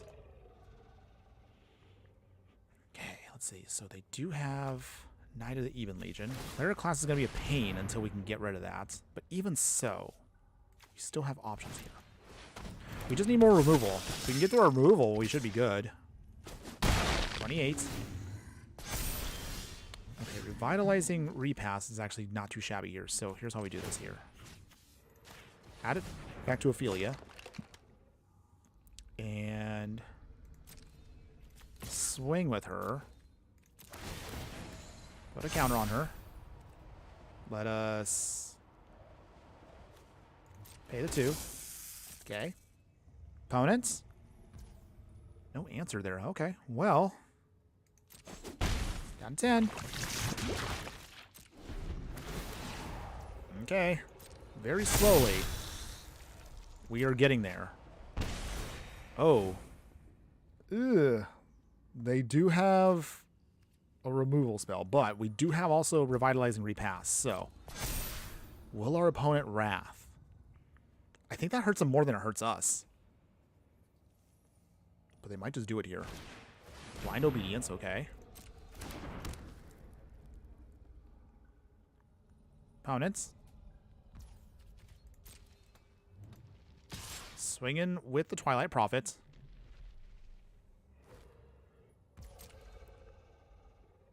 What will you do here, opponents?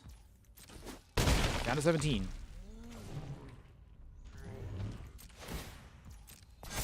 It's bumping up. Smell Fear. Okay, that actually is not too shabby here.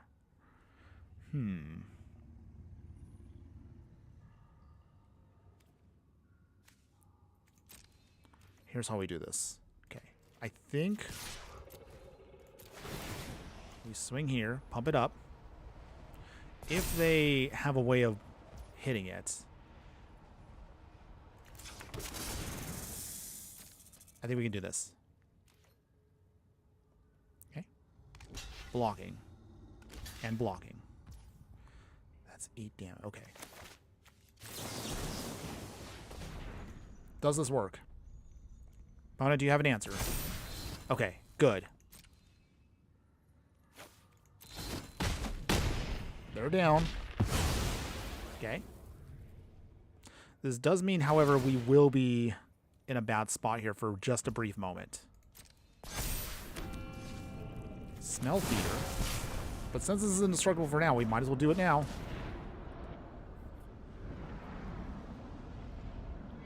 Opponents. Hits. Twilight Prophet is down. And I think we're good here. Okay. Okay. So, is there a way out of this? They're still at 21. We're at 17. I do see literally coming a mile away Blood in the Snow. So they do have a Wrath. This does mean we will get blown up here very, very heavily. But can we get around that? We do have an Urborg Repossession. We do have a Whisper of the Dross. And we do need only 4 more poison counters so we can get an alt win con there. Bane Ripper. Ooh, that's a problem card. Okay. Can we get around that? Can we get around a Vein Ripper? That's a lot of life gain and drain if it all goes down. So let's soften that up. Help ourselves up. Ooh, Disciple of Rayleigh's is actually pretty good here. So, here's how we do this. We will sacrifice our Scourge. We will lose 2 for a second, but we do refuel here. Nice. That's much better. Okay, so... Let's see, did we actually get... Okay. Finn the Fangbearer. Even with him currently off to the sidelines there, that can still help us out. Let's see, so...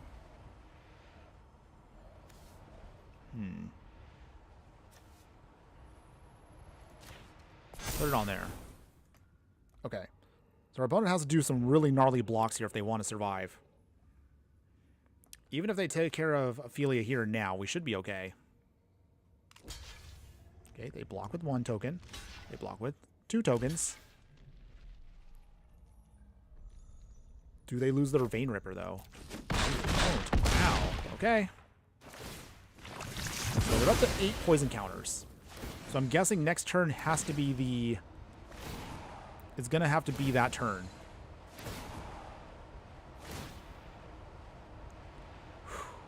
It's a lot of damage. Okay. Do we lose on the next turn? Oh, we might lose, don't we? I forgot that they trigger off both of their abilities here. Oh boy. Dang. Alright. Well, we'll just take the L there. Wait. We won? Wait, how did we win? I mean, yay? Wait. Did we count wrong? I mean, I'll take the win, but wait. How did we do that? I thought we only got 2 poison counters off of that. Oh, wait, the toxic on there.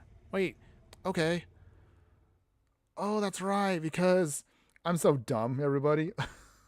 Oh, my goodness. Okay. So I was confused for a second there, but really quickly. So Finn the Fangbearer gives 2 poison counters. So that means 2 from Aphelia. And also, I forgot it had also Toxic 1 on there. Oh, okay. So that's how I got the win. Okay.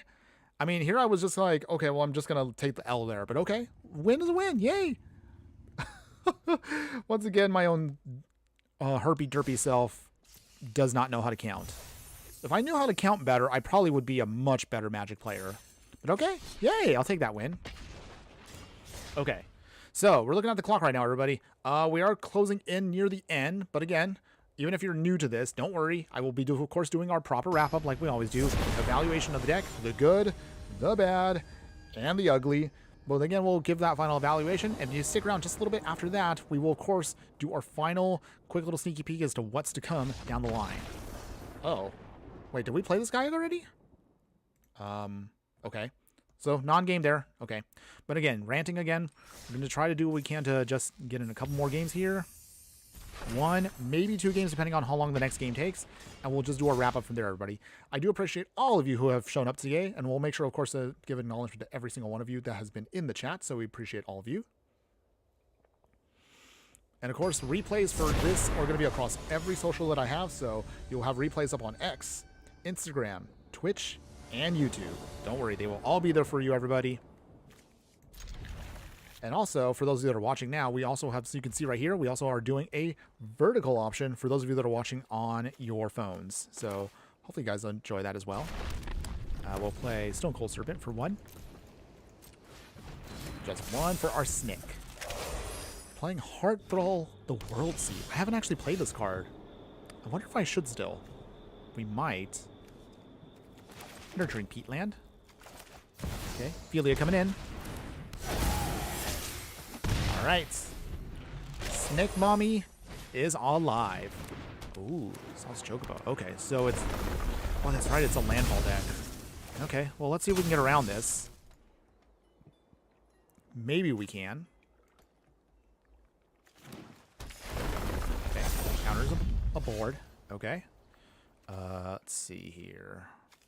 Mana Confluence. Okay, Finn the Fangbearer coming in. Rika's chosen. Opponent! Oh wow, our opponent's like, I am not dealing with poison counters, so All right, another free win for us. Yay. I'll take my free wins. Gets dailies done. Extra bonus gold, extra bonus free cards. Can't hate on that. I mean, it's only 25 gold, but hey, I'll take it. We need every piece we can with Spider-Man coming up soon. Or I should say, through the Omen Pass. And at some point, I'm going to have to actually make that purchase for the actual set. So we have all the cards we need ready to go once this drops. Okay, maybe this one will be the one. Oh, they're playing Slivers. Okay. Well, let's see if we can get around Slivers. I have words to say about Slivers, but I will hold off until the very end of the stream. Okay. All right. Come on, opponent.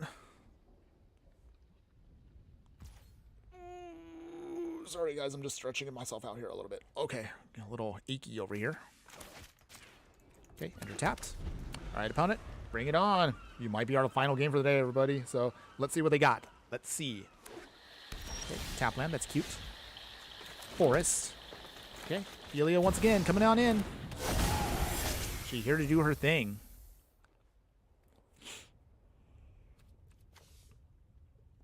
So if they're playing Slivers, I don't know how much removal they might actually have, but we'll see. Growth Spiral, okay. Getting their ramp going. Restless Cottage, that's fine. Okay, Yuan T Fangblade. Maybe we can start doing some dungeon crawling. Down to 24. Okay, what else we got, opponents? Cold Steel Hearts. All right. Opponent is getting down their tap mana rock here.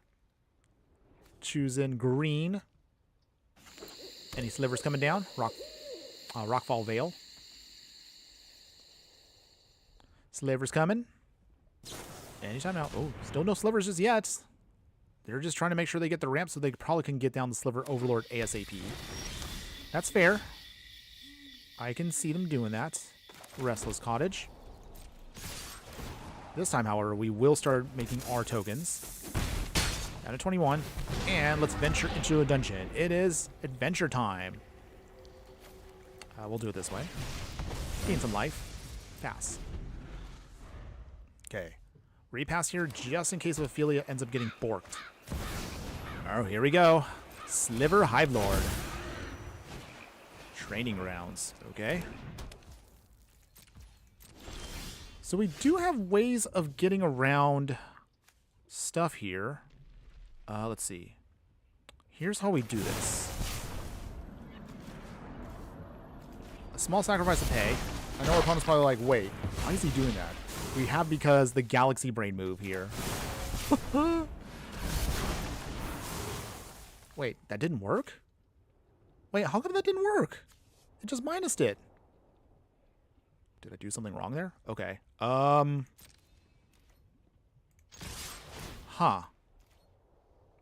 Did I mess that up?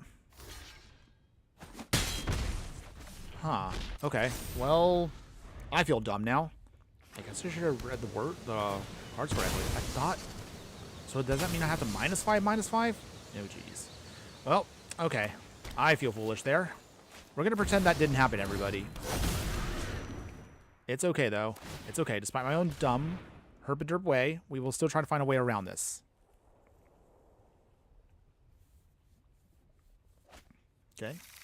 They're going to start looking for their Slivers here. Okay. Here come the Slivers. Doing their thing. And damage. Okay.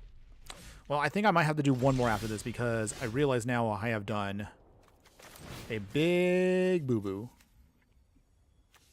Okay, we can't even touch our Slivers now. Well, that's the issue with Slivers. Once you start getting them to go off, they will go off. There's not much we can really do about that. Okay, so they have the Sliver they needed. So, you know, we'll just concede there. Again, nothing wrong with Slivers. We actually haven't played Slivers yet, but I will talk about them in a bit. Let me try to do one more, everybody. So win or lose on the next one. Win or lose. This will be our final match for today, everybody. Do appreciate all of you being here. But we're going to get this going here. We're now getting our game face on. We're going to be super duper serious here. Super duper serious. Let's do this. Time to Yeah. All right. Okay. Okay. As soon as our opponent loads up here, We'll get our final game going, and we'll see how well we do. Okay, as soon as we can get that match ready. Come on. Find me opponent. There we go. Yeah. All right. A lot of coaches today. Kind of bored of seeing this card. We played this card a while ago, but it is kind of getting a little boring dealing with this. But okay, let us see if we could try to get around this. Okay. We do have what we need. The good news is we do have that. Okay, opponent's going to play Wooded Foothills. Hedge Maze, Surveillance. Okay, we did get a Forest. That's good. Let's get down the Cottage. No turn 1 plays just yet. Well, technically we did have a turn 1 play with the Chosen, but we're going to wait. Forest. Fang of Shigeki. Freak is Chosen. Okay. So we do have our Snake plan ready to go. Death Cap played. All right. The boots are coming in. Swamp. Finn the Fangbearer. All right. 4 counters already. Poison times 4. Okay. 6 more, and we can get to our win. Coaches is coming in. All right. That's cute. Let us play Binding of the Old Gods. Okay, get rid of that. We will... Big swing here. We will lose our snakes, but that's a small price to pay just to make sure we can get the poison counters. 6, 8. All right. 2 more poison counters and we get the win here. A pretty quick win if we can grab it. Any of our proliferate cards would get us the win here. Come on, deck. I believe in you. We can totally do this.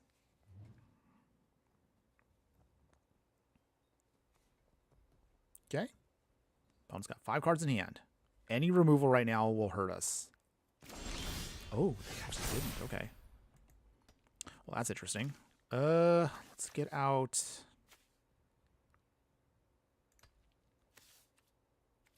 Get that tapped. Mirex. Aphelia. Vraska. Okay. Opponent needs any removal right now to slow us down. We have all Death Touch creatures, and we're going in right here. Do they stop us? I'm sure they have to have something. Do they hit us with... Do they stop Finn? Yep, there it is. All right. So we lose the Fang. But again, small price to pay. Do they hit the Great Henge? No, they hit... Okay, so they bounce back Vraska. Okay. Annoying. But again, not the worst. Still going to be a ways away before we get to the Great Henge. Ooh. Hexproof and can't be blocked by... Okay, that's annoying. Okay, well, we'll see. Can they start stealing our cards? Oh. Oh, no. No! They're going to start blowing away all of our lands. So they turned one of our lands to a beast, but okay. Down to 22.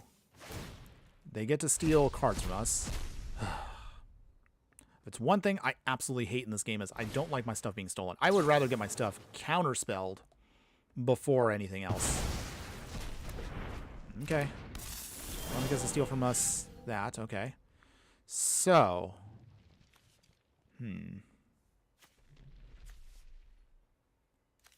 Okay. Desperation time.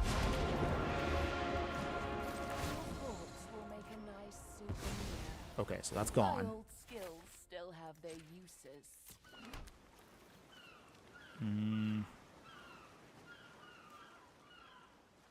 No attacks yet. If I can get down the Great Henge, I'd have a shot. But at this point, geez, they're going to start attaching more ores, aren't they? Ugh. Not good.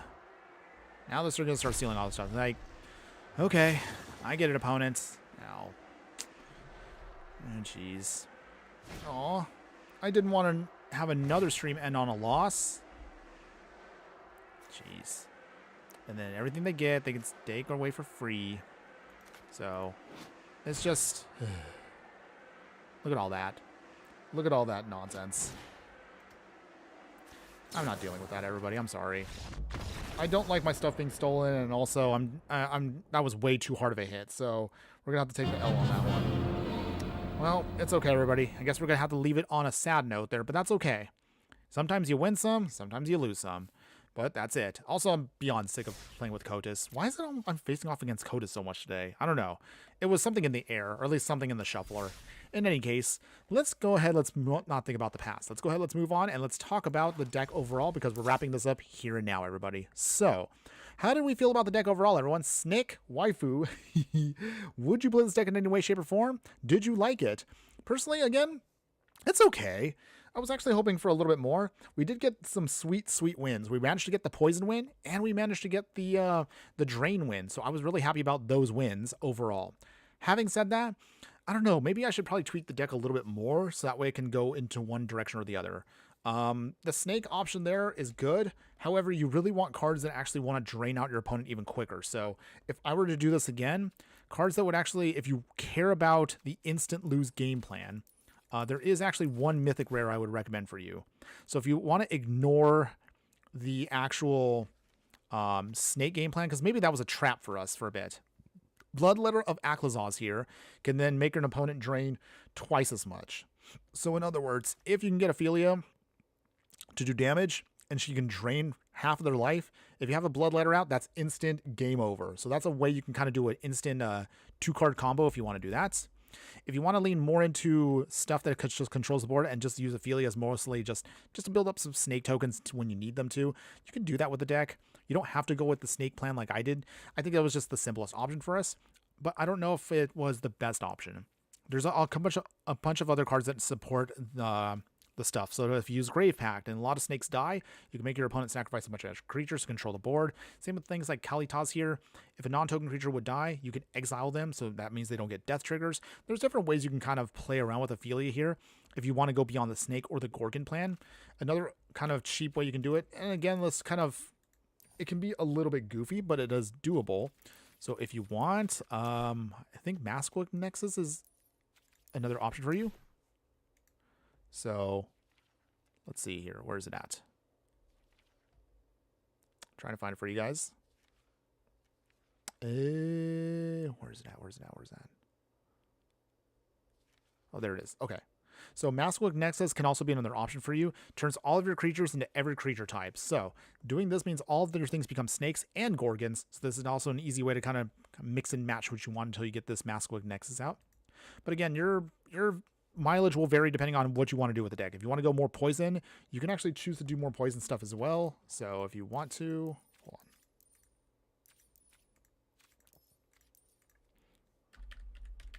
So if you want to look at it from this perspective, you can also do poison, and you can also play around with a bunch of stuff that actually gets poison stuff going there. This just means that you won't do as many snake options for you, but you can use cards like Venerated Rot Priest. You can use other cards that will put poison counters on stuff, or toxics like Viral Spawning here. Poison the Blade also can give you Death Touch. Poison Tip Archer. These technically don't provide that, but also can provide extra alternate win cons for you. And it's kind of just whatever you want to do with it. Having said that, if you do like the upgraded version, I think the upgraded version was a lot more stronger and definitely a lot better. Well, I mean, obviously it's stronger, but realistically though, if you're going to play like a deck like this, you really want to invest on these stronger cards that will help you with your poison game plan. We didn't get a chance to show off every single one of them, but again, it's still pretty good overall for what you can get. But again, bare minimum, if you can, just upgrade your mana base, because at least the mana base, even if you don't like the deck overall, you can still use the mana base for many other decks that you want to build in the future. So mana base first, then upgrade the actual main deck itself. That's again what I always recommend for you if you want to do these. Now, overall, if you still liked either deck, one more time, these of course will be attached to links in the details of these videos once we are done. So I'll leave those up for you wherever you are watching the content, so you can still enjoy them and put them together for yourself. Maybe you can mix and match, and maybe you can make something even better than we currently did today.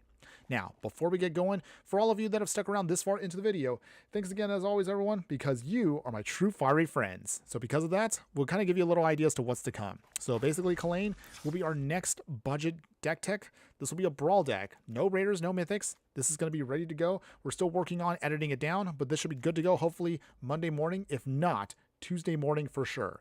So this will be coming up soon, so we'll talk about that in the upcoming future. As far as future streams and what we're looking at, we have slivers. We are going to try to do our own sliver deck near the very end of the Edge of Eternity's era before we get to the Owen Pass / Spider-Man set. So this will be something that we're definitely going to be doing too. So we got that down the pipeline. As far as anything else, I'm not sure, honestly.